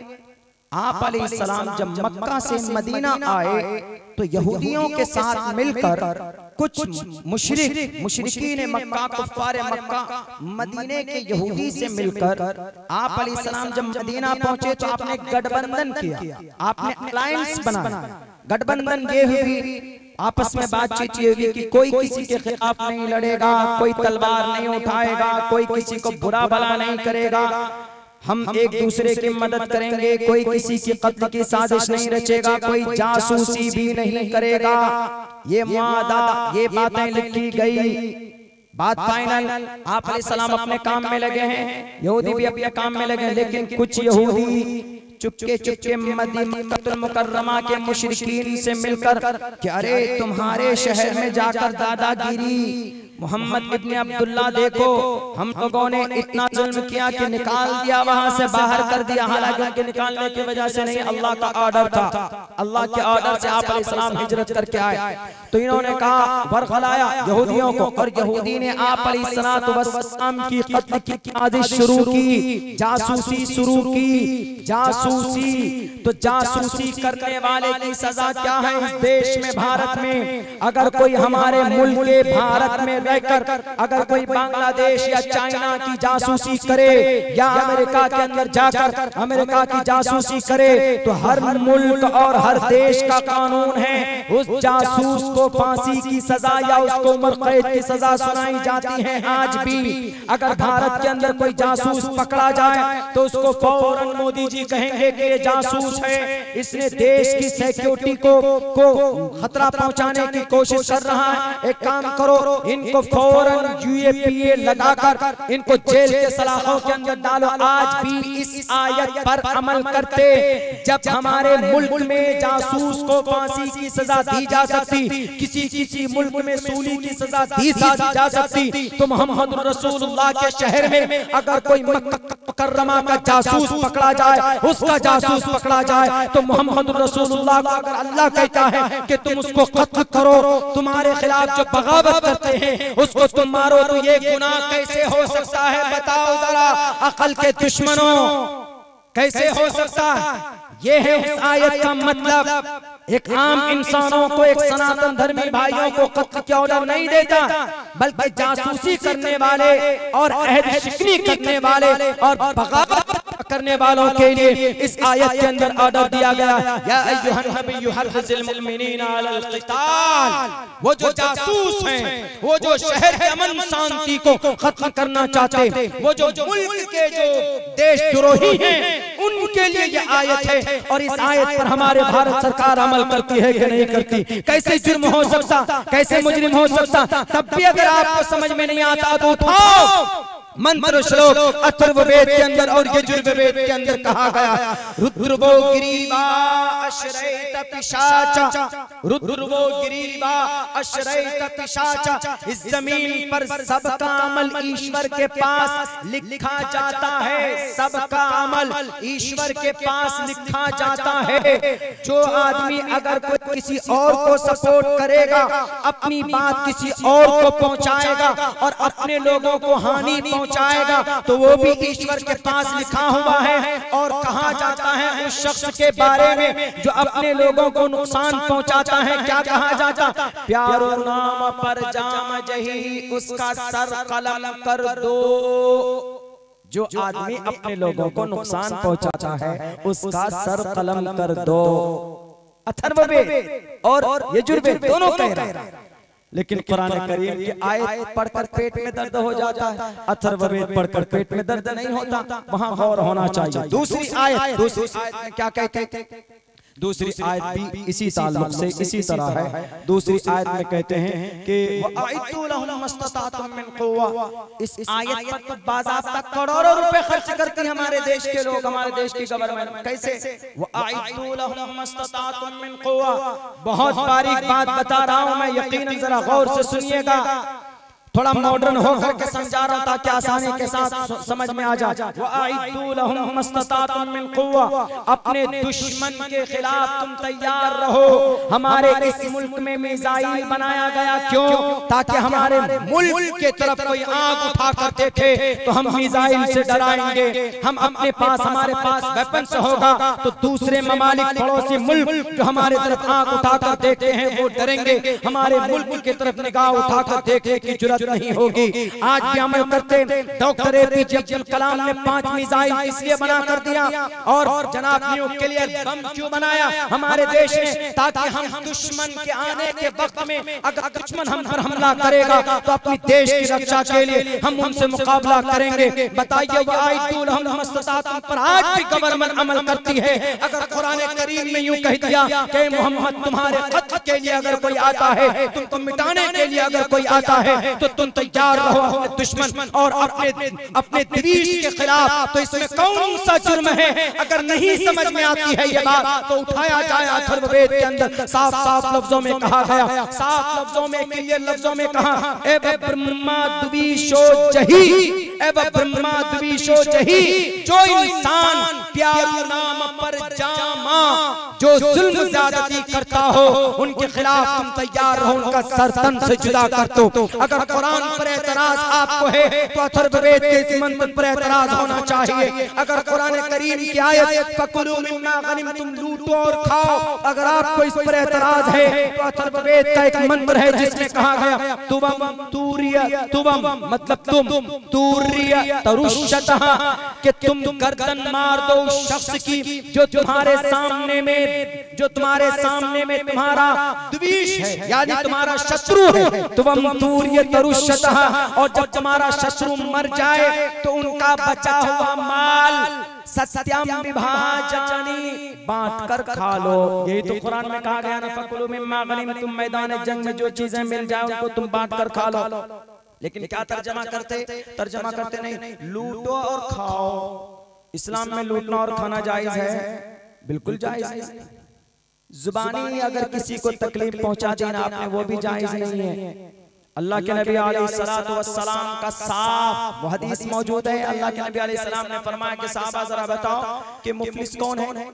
तो साहबा ने कहा कि जिनके पास कोई मालो मता ना हो, कोई दिरहम ना हो, कोई दीनार ना हो, हमारी कौम का मुफलिस वो है। अल्लाह के नबी ने कहा कि मुफलिस वो नहीं है, मुफलिस वो है जो कल क़यामत में बहुत सारी नमाजें लेकर हाजिर होगा, रोजे, हज, ज़कात, नेकियों का अंबार पहाड़ लेकर हाजिर होगा, लेकिन हाल ये होगा किसी को तकलीफ दी होगी, किसी को जुबान से बुरा भला कहा होगा, किसी का खून बहाया होगा, नाजायज किसी की जमीन के ऊपर कब्जा किया होगा, किसी को पावर दिखाकर किसी का घर बुलडोज किया होगा, और किसी को कुर्सी की ताकत दिखाकर जबरदस्ती किसी का घर बिल्कुल डेमोलिश कर दिया होगा, किसी की जमीन के ऊपर नाजायज कब्जा किया होगा। तो उस शख्स से कल क़यामत में अल्लाह तबारक व तआला उसको खड़ा करेगा और यूं कहेगा कि तुम बड़े नेकी वाले हो, ठीक है, लेकिन ये देखो दावेदार बाकी हैं, ये सारे एक तरफ से लाइन में हैं। तुमने इनको गाली दी थी जी, गाली दी थी, कोई बात नहीं, नेकी दे दो, आज नेकी उठा कर लो जी, गाली के बदले नेकी। तुमने तुम्हारा क्या जब हम कोई थप्पड़ मारा था, लो जी दे दो। तुमने क्या क्या जी, बुलडोजर से घर तोड़ा था, लो नेकियां दो। सब लाइन में आएंगे, सब सारी नेकियां उठा कर दी जाने लगेंगी, उसकी नेकियां खत्म, और दावेदार बाकी होंगे कि अल्लाह हमारा भी हक है, मेरी जमीन के ऊपर कब्जा किया था, बड़ा दबंग था ना, दिखाकर वो कट्टा दिखाकर डराकर धमकाकर और दुनिया के अदालत में पैसे खिलाकर जजमेंट बदल कर हमारी जमीन के ऊपर कब्जा किया था। अल्लाह कहेगा कि डोंट वरी, फिक्र मत करो, फल्यौम ला तुज़लम नफ्सुन शैआ, किसी के ऊपर जर्रा बराबर भी जुल्म ज़्यादती नहीं होगी, और मैं रब किसी के ऊपर जुल्म भी नहीं करूंगा। वमा रब्बुका बिज़ल्लामिल लिल अबीद। आज सुप्रीम कोर्ट भी मैं, आज हाई कोर्ट भी मैं, आज सीएम भी मैं, आज पीएम भी मैं, आज सब कुछ मैं, लिमनिल कुर्सी इख्तिदार में बैठकर ताकत के नशे में चूर होने वालों, नाजायज और गलत तरीके पर इंसानों को लूटने और जुल्म करने वालों, बर्बाद करने वालों, याद रखो तुम्हारे खात्मे का वक्त आएगा। कल क़यामत में महाप्रलय में ईश्वर के सामने हाजिर होना होगा और तुमको अपने किए का सजा देना होगा। वहां पर यहाँ पर बच जाओगे अपने ताकत की वजह से, यहाँ पर बच जाओगे अपने पावर की वजह से, लेकिन ईश्वर के सामने से नहीं बच सकते। ब्रह्मा ब्रह्मा के सामने खड़ा होना होगा, ब्रह्मा की बातों के मर्जी के खिलाफ किसी के ऊपर जुल्म ज़्यादती की होगी, अगर कोई भी इंसान करेगा तो नहीं बख्शा जाएगा। अल्लाह कहेगा कौन है आज का मालिक, कौन है आज चीफ जस्टिस, कौन है आज सुप्रीमो, लिमनिल मुल्कुल यौम, आवाज नहीं आएगी तब कहा जाएगा लिल्लाहिल वाहिदिल क़हार। आज का सुपर पावर अगर कोई है तो अल्लाह तबारक व तआला। वहां पर उस आदमी के की नेकियां खत्म हो जाएंगी, दावेदार बाकी होंगे, उन दावेदारों के गुनाह डालकर इनको जहन्नम के अंदर डाल दिया जाएगा। जहां पर यही नहीं बल्कि अगर किसी बेसींग वाली बकरी को, सींग वाली बकरी ने अगर उसके ऊपर जुल्म ज़्यादती की है तो उस जानवर को भी, बेसींग वाली बकरी को भी इंसाफ मिलेगा कल क़यामत में। जब जानवरों में भी अल्लाह के नबी अलैहिस्सलातु वस्सलाम कहने के इंसाफ होगा तो कैसे कहा जा सकता फकुलू मिम्मा गनिमतुम, ये उन माल के लिए है जो जंग के मैदान में जो माल जो दौलत हासिल होती है उनके इस्तेमाल के लिए बात कही गई है। इसीलिए अगर खुदा के वास्ते अगर आपको कुरान करीम की ये आयत या अय्युहन नबिय्यु हर्रिज़िल मुमिनीना अलल क़िताल पर एतराज है तो आपको रुद्रवो ग्रीवा अशरैत पिशाचा पर भी एतराज होना चाहिए। अगर आपको फ़क़्तुल मुशरिकीन हैसु वजदतमुहुम पर भी एतराज है तो आपको एबा ब्रह्मा दुविशो जही पर भी एतराज होना चाहिए। अगर आपको फकुलू मिम्मा गनिमतुम के ऊपर, अगर आपको फकुलू मिम्मा गनिमतुम के ऊपर एतराज है तो आपको तुवम तूरियत तरुशतहा सत्यम विभाजानी के ऊपर भी एतराज होना चाहिए। लेकिन इन आयतों को बेस बनाकर कि नहीं मदरसों में पढ़ाया जाता है इसीलिए हम मदरसे को जलाएंगे, कुरान करीम जल जाएगा, तो याद रखो इन मदरसों का बड़ा बड़ा बड़ा एहसान रहा है इस देश के अंदर, रहा है कि नहीं रहा? नहीं बोलते हमारे उलमा, अगर तो हमारे उलमाए किराम लिखते हैं और जहां जरूरत पड़ती वहां बोलते हैं। और हमारे उलमा की कुर्बानी, हमारे मदारिस की कुर्बानी की वजह से आज इस देश के अंदर हमारे देशवासी चैन की सांस ले रहे हैं कि नहीं ले रहे। अगर ये मदारिस न होते, मदरसा चलाने वालों, तो हमारे इसको कभी आज़ादी नहीं मिल सकती थी। याद कीजिए उस वक्त को जब इस देश में अंग्रेज आया था, तो उन अंग्रेज के खिलाफ अगर चिंता किसी ने जाहिर की थी तो शाह वलीउल्लाह मुहद्दिस देहलवी ने जाहिर की थी। अगर मदारिस अगर मदरसा ना होता तो शाह वलीउल्लाह ना होते, अगर शाह वलीउल्लाह ना होते तो उनके शाह अब्दुल अजीज ना होते, अगर शाह अब्दुल अजीज ना होते तो अंग्रेज के खिलाफ जिहाद का फतवा कौन देता? सावरकर तो चापलूस था। शाह अब्दुल अजीज मुहद्दिस देहलवी ने अंग्रेज के खिलाफ फतवा दिया था। अगर मदरसा ना होता, शाह अब्दुल अजीज ना होते, शाह अब्दुल अजीज ना होते तो हाजी इमदादुल्लाह मुहाजिर मक्की भी ना होते, हाजी इमदादुल्लाह ना होते तो मौलाना कासिम नानोतवी ना होते, मौलाना कासिम नानोतवी ना होते तो मौलाना रशीद अहमद गंगोही भी ना होते, मौलाना ममलूक अली नागर ना होते, अरबी मदरसे के उस्ताद मोहतरम मौलाना कासिम नानोतवी के उस्ताद मोहतरम मौलाना अब्दुल रशीद गंगोही के उस्ताद मोहतरम मौलाना ममलूक अली नागर, अगर ये मदारिस ना होते तो ये मौलाना ना होते। अगर मौलाना कासिम ना होते तो दारुल देवबंद ना होता, दारुल देवबंद ना होता। 1866 के अंदर की बुनियाद न डाली जाती तो अंग्रेज के खिलाफ लड़ने वाला कौन मर्द मुजाहिद होता? अगर ये मदरसा ना होता तो 1831 के अंदर 1831 में बालाकोट की पहाड़ी पर मौलाना सैयद अहमद शहीद बरेलवी भी ना होते, 50 लोगों को लेकर जाकर अरबी कुर्बानी पेश न करते इस देश के लिए। मैं पूछना चाहता हूं उन नालायक और उन नाहंजारों से, उन देश के अपने ये फर्जी देश के हित में बात करने वाले लोगों से जो फर्जी दावा करते, देश से यकीनन इनको मोहब्बत नहीं, देश से मोहब्बत इन मदारिस के लोगों ने देश से मोहब्बत की है। इन मदारिस से ही आवाज उठती थी अंग्रेज के खिलाफ लड़ने के लिए, अंग्रेज के फौज में भर्ती होने के लिए। नाजायज का फतवा इन मदारिस के दरो दीवार से निकला था। तुम याद करो उस वक्त को, अगर मदरसा ना होता, दारुल देवबंद ना होता तो हमारे उलमा ना होते, अगर दारुल देवबंद ना होता, शेखुल हिंद ना होते, अगर शेखुल हिंद ना होते तो मौलाना उबैदुल्लाह सिंधी भी ना होते, मौलाना उबैदुल्लाह सिंधी ना होते तो तहरीक रेशमी रुमाल के लिए मेहनत कौन करता? तुम करते नहीं कर सकते थे, तुम तो बिलों में छुपे हुए थे, तुम्हारा जन्म नहीं हुआ था उस वक्त में। 1925 में तुम आए हो और 1900 नहीं 1800 नहीं जनाब 1755 से कलमा पढ़ने वालों ने इस देश को आजाद करने के लिए कुर्बानी पेश की थी। नहीं है तुमको तारीख मालूम? उठाओ प्लासी की तारीख। 1755 के अंदर सबसे पहले नवाब सिराजुद्दौला के नाना अली वर्दी खान ने अंग्रेज के खिलाफ जंग की शुरुआत की थी। मदरसे में बैठकर बच्चे को पढ़ाते थे। 1799 की तारीख पढ़ो, कुरान पढ़ने वाला टीपू सुल्तान 10 साल का बच्चा अपने बाप की सही तरबियत की वजह से एक ऐसा बहादुर बना कि दोनों हाथ से तलवार भी चलाता था और दोनों हाथ से दुआ भी मांगता था। जिस दिन उनकी शहादत हुई है, 2 पारे कुरान करीम पढ़कर फजर की नमाज के बाद अंग्रेज के सामने जाकर 2 तलवार लेकर खड़ा हुआ। ऐसा बच्चा क़यामत की सुबह तक कोई देश के अंदर नहीं पैदा कर सकता जैसा टीपू सुल्तान थे। टीपू सुल्तान दोनों हाथ से तलवार चलाने वाले मर्द मुजाहिद थे। ये तारीख हमारी रही। अगर हमारा कुरान ना होता तो ये हमारे मुजाहिद पैदा ना होते। अगर हमारे मुजाहिद ना होते तो अंग्रेज के आंखों में आंखें डालकर बात करने वाला कौन होता? है कोई माए का लाल बताए तुम्हारी तंजीम में से नहीं है।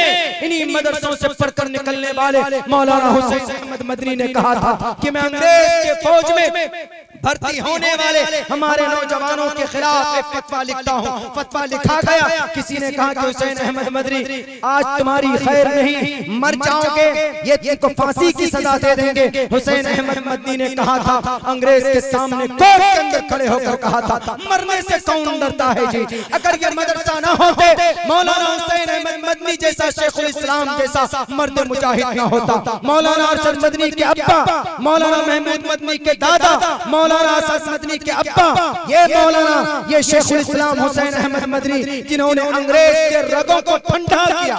कोई माय का लाल नहीं था अंग्रेज से मुकाबला करने वाला, लेकिन कौन? एक दाढ़ी और टोपी वाला जो मदरसे से बिलोंग करता। अगर ये अकाबिर न होते, ये मदरसा न होता, आज मदरसों को बड़ी आसानी के साथ चलाते। जब अंग्रेज के सामने लड़ाई की बात थी तो हमारे हुफ्फाज़े कराम जो हिफ्ज़ कर रहे थे मासूम छोटे बच्चे, तो ये असातिज़ा अपने बच्चों को ढाल के तौर पर इस्तेमाल किया। तुम तो गुलामी करते थे, तुम तो चापलूसी करते थे। अगर ये मदरसा न होता, ये देश आजाद नहीं होता। ये एहसान मदरसों का है इस देश में।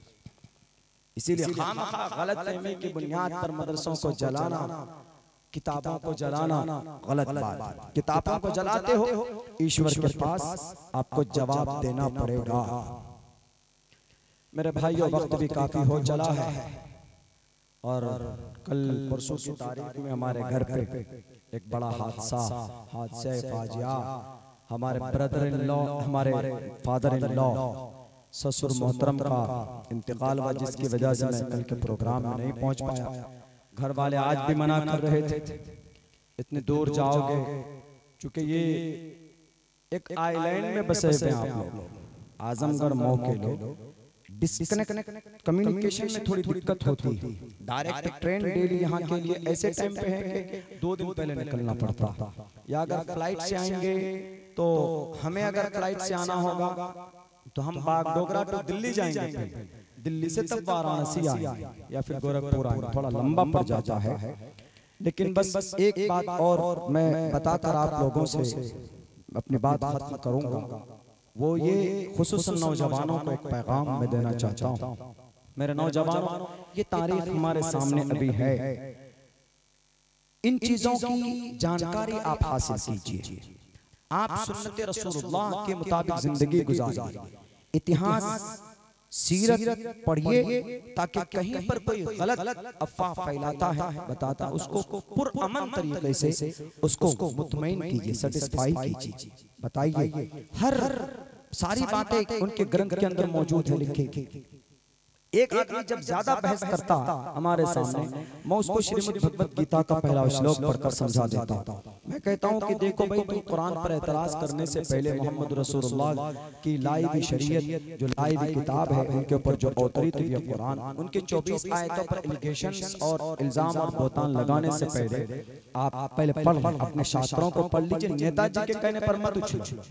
नेताजी 5 साल के लिए आएंगे, बस वो अपने फायदे के लिए। आप सोचो, आपका सबसे बड़ा नेता आपका ईश्वर है।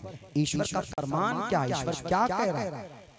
जंग मोहम्मद रसूलुल्लाह ने की, तलवार उठाई तो भाई श्री कृष्ण जी ने भी, श्री अर्जुन जी ने भी, श्री रामचंद्र जी ने भी नहीं उठाया। यहाँ तक कि श्रीमद् भगवत गीता का पहला श्लोक मैं पढ़ता हूँ, आप लोग भी देख लीजिएगा, यही मंत्र मिलेगा। धर्म क्षेत्रे कुरुक्षेत्रे समवेदायोत्सवः मामका पांडवा चैत्यं कुरुवत् संजय। श्रीमद् भगवत गीता का पहला श्लोक है, जिसमें जंग की बात कही गई। जंग लड़ाई।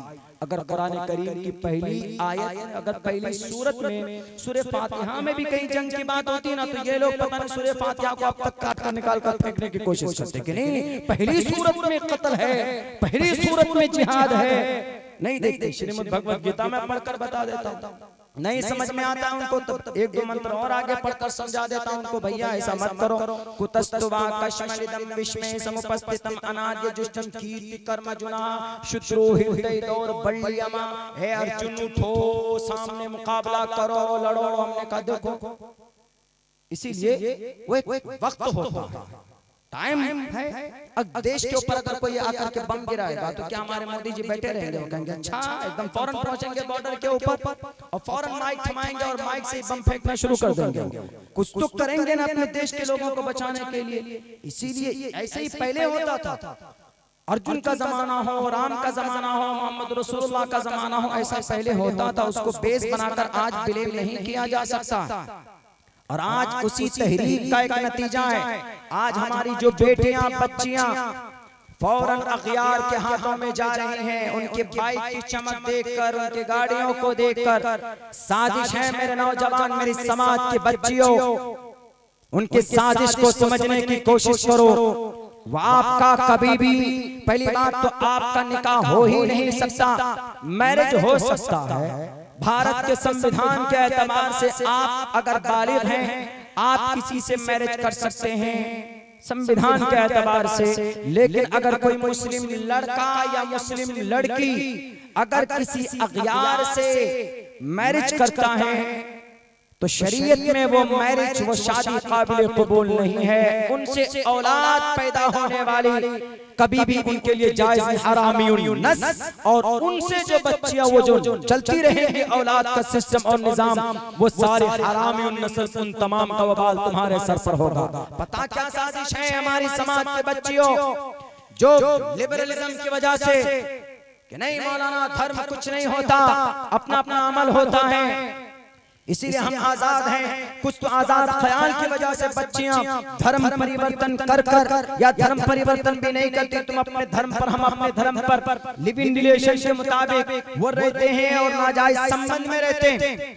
ये जायज नहीं है, ये हराम है। इसी नाजायज संबंध की वजह से शरद का मर्डर हुआ, इसी नाजायज संबंध की वजह से साहिल ने साक्षी को मारा चाकू से, इसी नाजायज संबंध की वजह से टीना, नीना, पीना कौन कौन है इन सब का मर्डर होता, इसी नाजायज संबंध की वजह से। इसलिए मैं कहा करता हूँ कि हमारे कुरान को पढ़ो दुनिया वालों।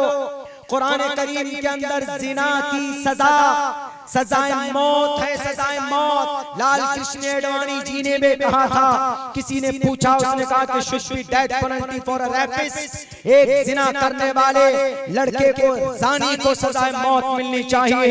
एक आदमी कहता है कि मौलाना सजाए मौत आपके इस्लाम में खतरनाक नहीं है, 100 कोड़े या अगर शादीशुदा हो तो संसार करना इतना खतरनाक जुर्म। उनसे पूछो कि अगर तुम्हारी बेटी की सजा, बेटी के साथ कोई रेप करे तो तुम क्या कहोगे?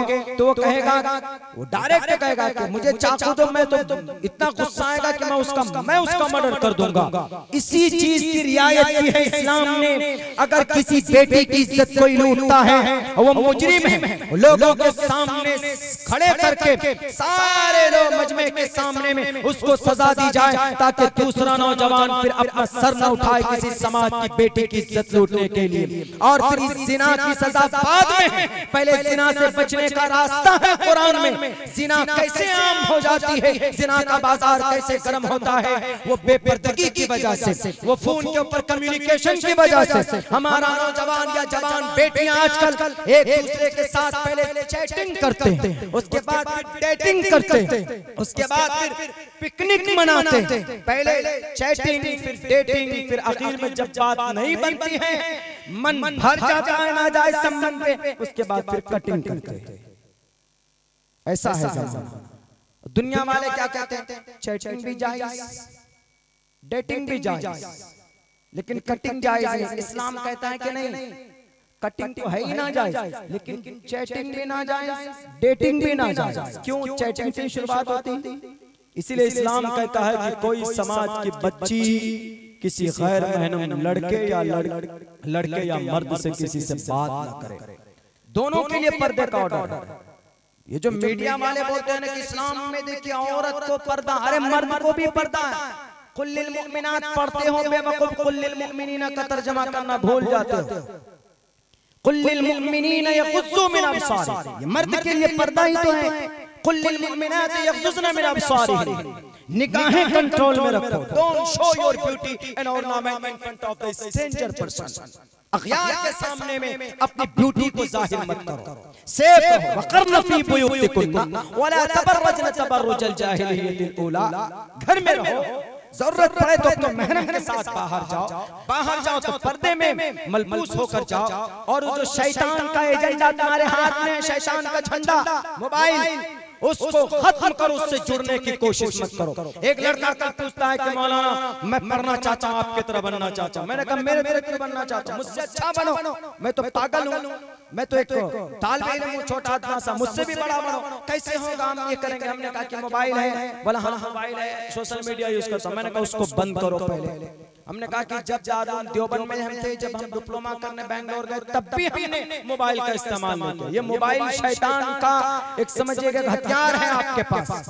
फौरन हमारे नौजवान मैसेज करते, किसी समाज की बच्ची का नंबर लेते और मैसेज करते हाय हेलो, अच्छा आपको लग गया गलत फहमी से, चलिए गलती हो गई, कुछ दिन बाद फिर मैसेज करेंगे, फिर दोस्ती की हाथ बढ़ाएंगे और नए नए चैलेंजेस और डायलॉग फेंकेंगे कि मैं आसमान से तुम्हारे लिए ये ले आऊंगा, I am a doctor, I am intelligent person, I want to marry you, ये करेंगे वो करेंगे। और जब कोई चॉकलेट डे भी मनाते हैं, बर्थडे भी आए तो उसका ध्यान रखते हैं, केक डे का ध्यान रखते हैं, आज हैप्पी बर्थडे, आज केक डे, आज रोज डे, आज हैप्पी, आज वैलेंटाइंस डे, आज ना friendship day, mummy day, yoga day, फला डे। हम कहते हैं किसी दिन मौत डे भी मना लेना, मौत डे का भी मैसेज भेज देना। ये सारी बीमारियां, ये सारे रास्ते आपको जिना की तरफ लेकर जाते हैं। एक लड़का बोलता है नहीं मौलाना मैं तो बहुत सच्ची मोहब्बत करता हूँ। एक बात याद रखो, सच्ची मोहब्बत सिर्फ आपको, सच्ची मोहब्बत अल्लाह से ही होती है, किसी और से नहीं होती। ये सिर्फ एक अट्रैक्शन है जो शैतान पैदा करता है। इसलिए समाज के हमारे नौजवानों और समाज की बेटियों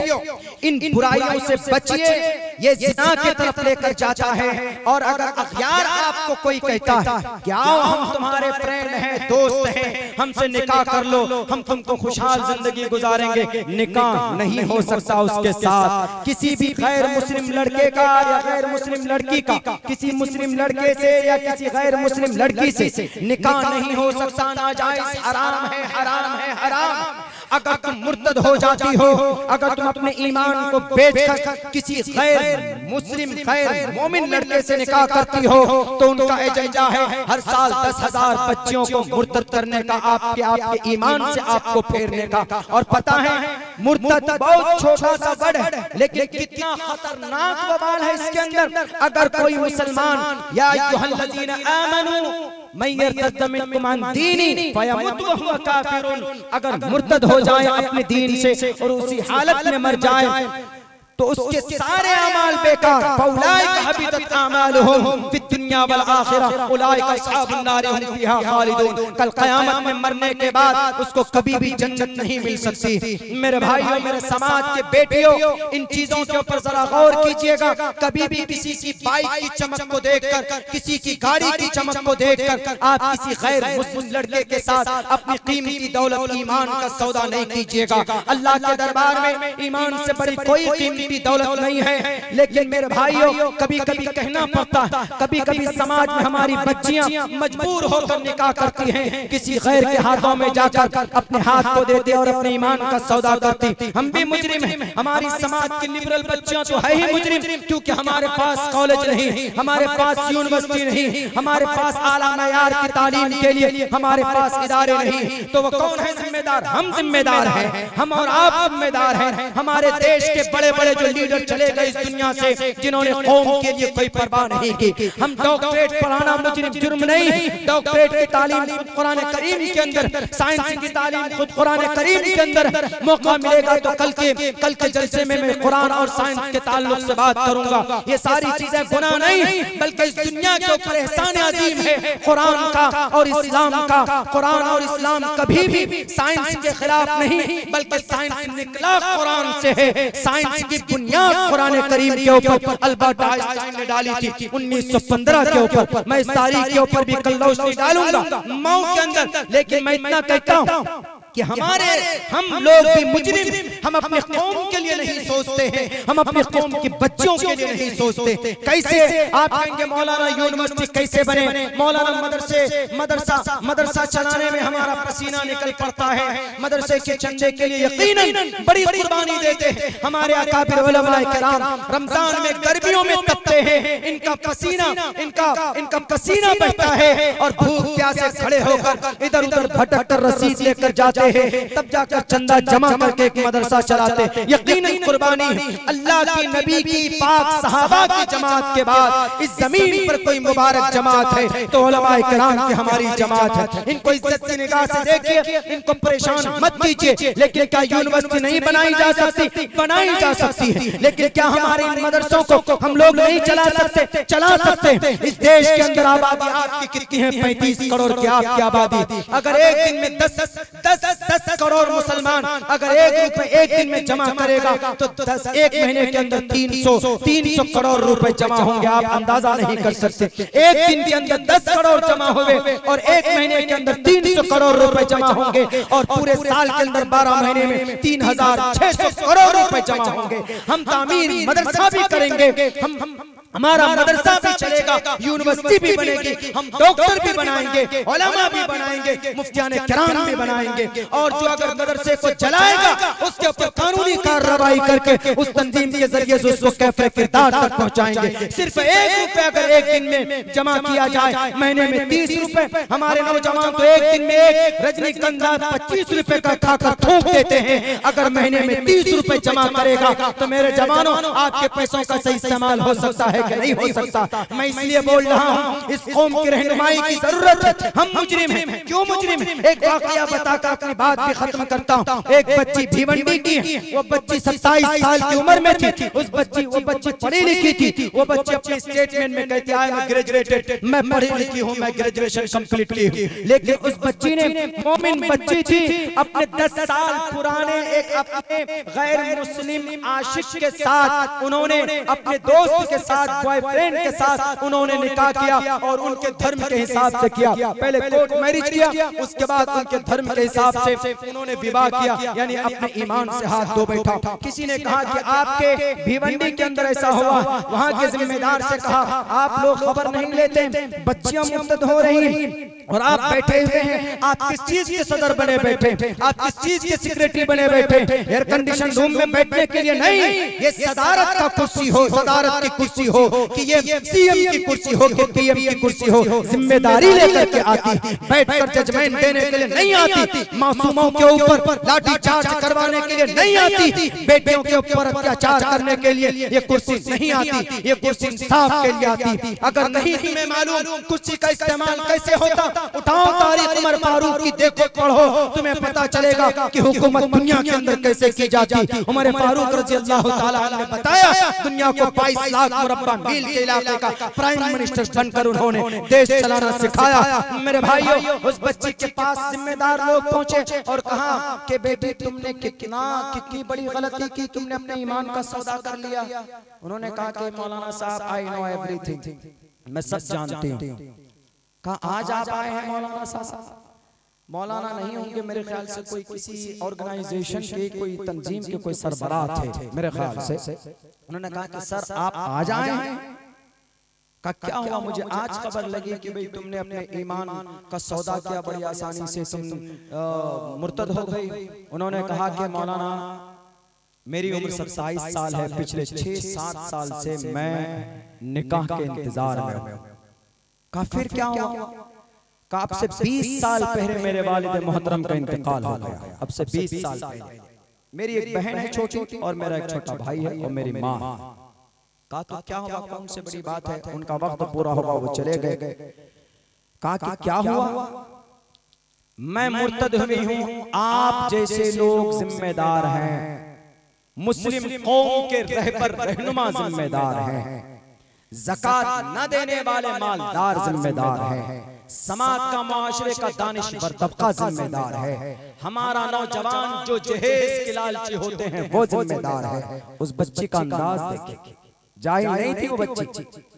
तो उन्होंने जब ऐसी बात कही तो पता जिम्मेदार साहब ने कहा कि बेटी चलो वो तो एक तरफ है, लेकिन अब वक्त है, तुमको नहीं मालूम कि इर्तिदाद की क्या सजा है, तुम जन्नत नहीं जा सकती, अल्लाह तुमसे पूछेगा। तो उन्होंने कहा कि कोई बात नहीं, अल्लाह पूछेगा तो मैं जवाब दे दूंगी, मैं जानती हूँ, सब कुछ जानती हूँ, मैं पढ़ी लिखी हूँ, कोई जाहिल नहीं हूँ। उन्होंने कहा तौबा करो, इस्तिग़फ़ार करो। कहा मौलाना सर जाइए, ये लेक्चर मत दीजिए हमारे सामने, आपको 20 साल पहले आना चाहिए था, जब मेरी माँ बर्तन मांज कर हमारी परवरिश कर रही थी, घरों में मेहनत मजदूरी कर कर उन्होंने हम लोगों को पढ़ाया और इस लायक बनाया। और जिस लड़के से मैंने विवाह किया है, बिना किसी डिमांड के, बिना किसी जहेज और तिलक के मुतालबे के उन्होंने मेरे हाथ को थामा और मुझे यकीन है ये लड़का जो पिछले साल से हमारे घर की परवरिश कर रहा है, हमारे घर की देखभाल कर रहा है, ये कभी भी हमारा साथ नहीं छोड़ सकता। रही बात अल्लाह तबारक व तआला के सवाल और जवाब का, तो अल्लाह तबारक व तआला यही सवाल करेगा कि बेटी तुमने अपने ईमान का सौदा क्यों किया? तो मैं अल्लाह तबारक व तआला से कहूंगी सामने के अल्लाह मैंने अपने ईमान का सौदा किया है, मजबूरी में आकर आपने मेरे अब्बा का वक्त पूरा हुआ, आपने उनको बुला लिया अपने पास, लेकिन गरीब यतीम मिस्कीन की जिम्मेदारी आपकी किनको आपने दी थी? भाई जो कौम के जिम्मेदार लोग हैं, जो कौम के मालदार लोग हैं, आपने ज़कात के लिए ऑर्डर दिया, लेकिन मेरे करीब में मेरे पड़ोस में दो बड़े मालदार लोग थे जिन्होंने अपनी बेटी की शादी बड़े धूमधाम से की, जिन्होंने अपने डेकोरेशन में 5-5, 10-10 लाख रुपए खर्च किए। मैं तरस कर रह जाती थी। पिछले 7 साल में मेरे पास कई रिश्ते आए, सबका डिमांड यही था कि पैसा कितना दोगे? कई लाख रुपए होगा, कई लाख रुपए देंगे हमारे बेटे को कि वो बिजनेस करेगा, कारोबार करेगा। इन नौजवानों से आप पूछिए अल्लाह, मेरे मुर्तद होने के जिम्मेदार सबसे पहले नौजवान तबका और ये जहेज के लालची है। उनसे पूछे कि क्या किसी गरीब बच्ची का हाथ नहीं थाम सकते थे तुम? उस वक्त क्या जवाब दोगे मेरे नौजवानों? वो बच्ची कहती है कि मैं अल्लाह से कहूंगी कि इन नौजवानों से पूछिए क्या बिना जहेज का निकाह करता तो निकाह नहीं होता इनका? ए अल्लाह आप पूछिए उन मालदारों से जो ईद के मौके पर अपने बच्चों के लिए नए कपड़े लाते थे, लेकिन कभी तौफीक नहीं होती थी सदक़तुल फित्र के पैसे देकर हमें कम से कम खुशियों में शरीक कर ले। ए अल्लाह पूछो उन मालदारों से, ए अल्लाह पूछो उन समाज के लोगों से जो अपने आप को जिम्मेदार बोलते हैं, उन बड़ी बड़ी तंजीमों के जिम्मेदारों से भी पूछिए जो कुर्सी इख्तियार पर बैठ जाते थे और गरीबों को भूल जाते थे कि समाज की कितनी गरीब बच्चियां हैं जो अपनी पैसों की गुर्बत की वजह से अपने ईमान का सौदा कर रही। अल्लाह उनसे क्यों नहीं पूछते? वो जिम्मेदार है। अल्लाह तबारक व तआला उनसे पूछिए कुर्सी इसलिए आपने उनको नहीं दी थी, क्या हम थे कितने? ए अल्लाह अगर मैं ईमान का सौदा नहीं करती तो आज मेरी जो छोटी बहन है जो सुखी जिंदगी गुजार रही है, ए अल्लाह ये तबाही बन जाती, अपनी इज्जत रात को बेचती, तब जाकर हमारे घर का चूल्हा जलता। हमारा जो छोटा भाई है, मैंने ईमान का सौदा किया ठीक है, लेकिन अपने भाई को शराब बेचने और ड्रग्स की डीलिंग करने से मैंने इसको बचा लिया है। मेरी माँ जो दवाई के लिए तड़पती है, उस माँ को मैंने खुशी की जिंदगी दी है। ए अल्लाह मैंने सोचा कि मेरे ईमान को बेचकर अगर ये तीनों लोग खुशहाल होते हैं तो मैं अल्लाह के सामने जाकर खड़े हो जाऊंगी और अल्लाह तबारक व तआला हमसे सवाल करेगा कि अल्लाह तब भी मैं मुजरिम हूं, मुझे डाल दीजिए जहन्नम के अंदर। लेकिन या अल्लाह उन लोगों से पहले आप सवाल कर लीजिए, मैं मुजरिम नहीं हूं। गुर्बत की वजह से भी समाज के कुछ बच्चे अपने ईमान का सौदा करते और जो लिबरल हैं तो उनको तो अल्लाह देखेगा, लेकिन गुर्बत की वजह से मेरे भाइयों अगर समाज की बच्चियां मुर्तद होती है तो उसके जिम्मेदार हम और आप, हमारे नौजवान तबका है। हमारे अंदर भी इस्लाह की जरूरत है ताकि इस्लाह के जरिए से कुछ न कुछ मदद हमारे समाज की बहू बेटियों तक पहुंच जाए, गुर्बत दूर कर सके। लेकिन ऐसा निजाम होगा कहां से? वही निजाम कोई 1 करोड़ नहीं दे सकता, 1-1 रुपए तो दे सकता है। अल्लाह कीजिए कि कोई ऐसी शक्ल बन जाए हमारे भारत के अंदर और बहुत आसानी के साथ। भारत के अंदर एक तंजीम है RSS, इनके 10 करोड़ वर्कर हैं, 10 करोड़ रजिस्ट्री मेंबर हैं और महीने में 5 रुपए देते हैं। महीने में 5, पूरे महीने में। हम तो एक दिन में 1 रुपए की बात कर रहे हैं, सब लोग जमा करेगा तो कहाँ पहुंचेगा? महीने में 5 रुपए का, एक महीने में 10 करोड़ मेंबर 5 रुपए देंगे तो कई एक महीने के अंदर में तकरीबन 60 अरब की कितना तक पहुंच जाएगा अंदाजा नहीं लगा सकते आप। वो देश को बिठा के खिला सकते हैं। तो हम भी जिम्मेदार हैं मेरे भाइयों, इसीलिए अल्लाह से दुआ कीजिए, वक्त काफी हो चुका है। अल्लाह तबारक व तआला से दुआ कीजिए कि अल्लाह तबारक व तआला हमारे माशरे के अंदर खुसूसन नौजवान तबके के अंदर सुधार की जुस्तजू दे और नबी पाक अलैहिस्सलातु वस्सलाम की सुन्नत के मुताबिक ज़िंदगी गुजारने की तौफीक दे। समाज के बहू बेटियों से भी हम गुजारिश करेंगे कि उनको भी अल्लाह तबारक व तआला घर के अंदर दीनी माहौल पैदा करने की तौफीक दे। बहुत बहुत शुक्रिया, जज़ाकल्लाह। अस्सलामु अलैकुम व रहमतुल्लाहि व बरकातहू।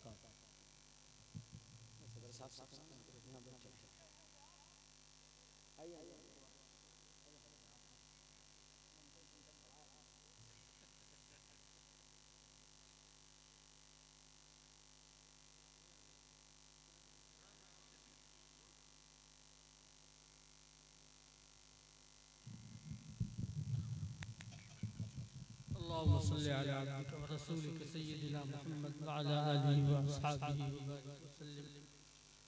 रब्बना इग़फिर लना ज़ुनूबना व इसराफ़ना फ़ी अम्रिना व सब्बित अक़दामना वंसुरना अलल क़ौमिल काफ़िरीन। रब्बना ज़लमना अनफुसना व इन लम तग़फिर लना व तरहमना लनकूनन्ना मिनल ख़ासिरीन। रब्बना ला तजअलना मिनल ख़ासिरीन। अल्लाहुम्मा इग़फिर लना वरहमना वहदिना वरज़ुक़ना वआफ़िना वस्तुर औरातिना व आमिन रौआतिना वक़्दि हाजातिना व अक़िल आसरातिना बिरहमतिका या अरहमर राहिमीन। नस्अलुका मूजिबाति रहमतिक व अज़ाइम मग़फ़िरतिक वल गनीमत मिन कुल्लि बिर वस्सलामत मिन कुल्लि इस्म। ला तदअ लना ज़ंबन इल्ला गफ़रतह वला हम्मन इल्ला फ़रजतह वला करबन इल्ला कशफ़तह वला हाजतन मिन हवाइजिद दुनिया वल आखिरह हिय लका रिज़न व लना फ़ीहा सलाहुन फ़िद दुनिया वल आखिरह इल्ला अअनतना अला क़ज़ाइहा व यस्सरतहा लना बिरहमतिका या अरहमर राहिमीन। अल्लाह हम सब के गुनाहों को माफ़ फरमा दीजिए। अल्लाह हम सब गुनाहगार हैं, खतावार हैं। अल्लाह हम अपने गुनाहों पर नादिम और शर्मसार हैं। अल्लाह हमारे गुनाहों को माफ़ फरमा दीजिए। अल्लाह हमें अपने दीन पर चलने की तौफ़ीक़ अता फरमाइए। अल्लाह उम्मत मुस्लिमा जिन परेशानियों से, जिन बहरानों से, जिन मसाइल से दो चार है, अल्लाह उम्मत मुस्लिमा की कश्ती को भंवर से आप ही निकालने की कुदरत रखते हैं। अल्लाह उम्मत मुस्लिमा पर, उम्मत मरहूमा पर रहम फरमा।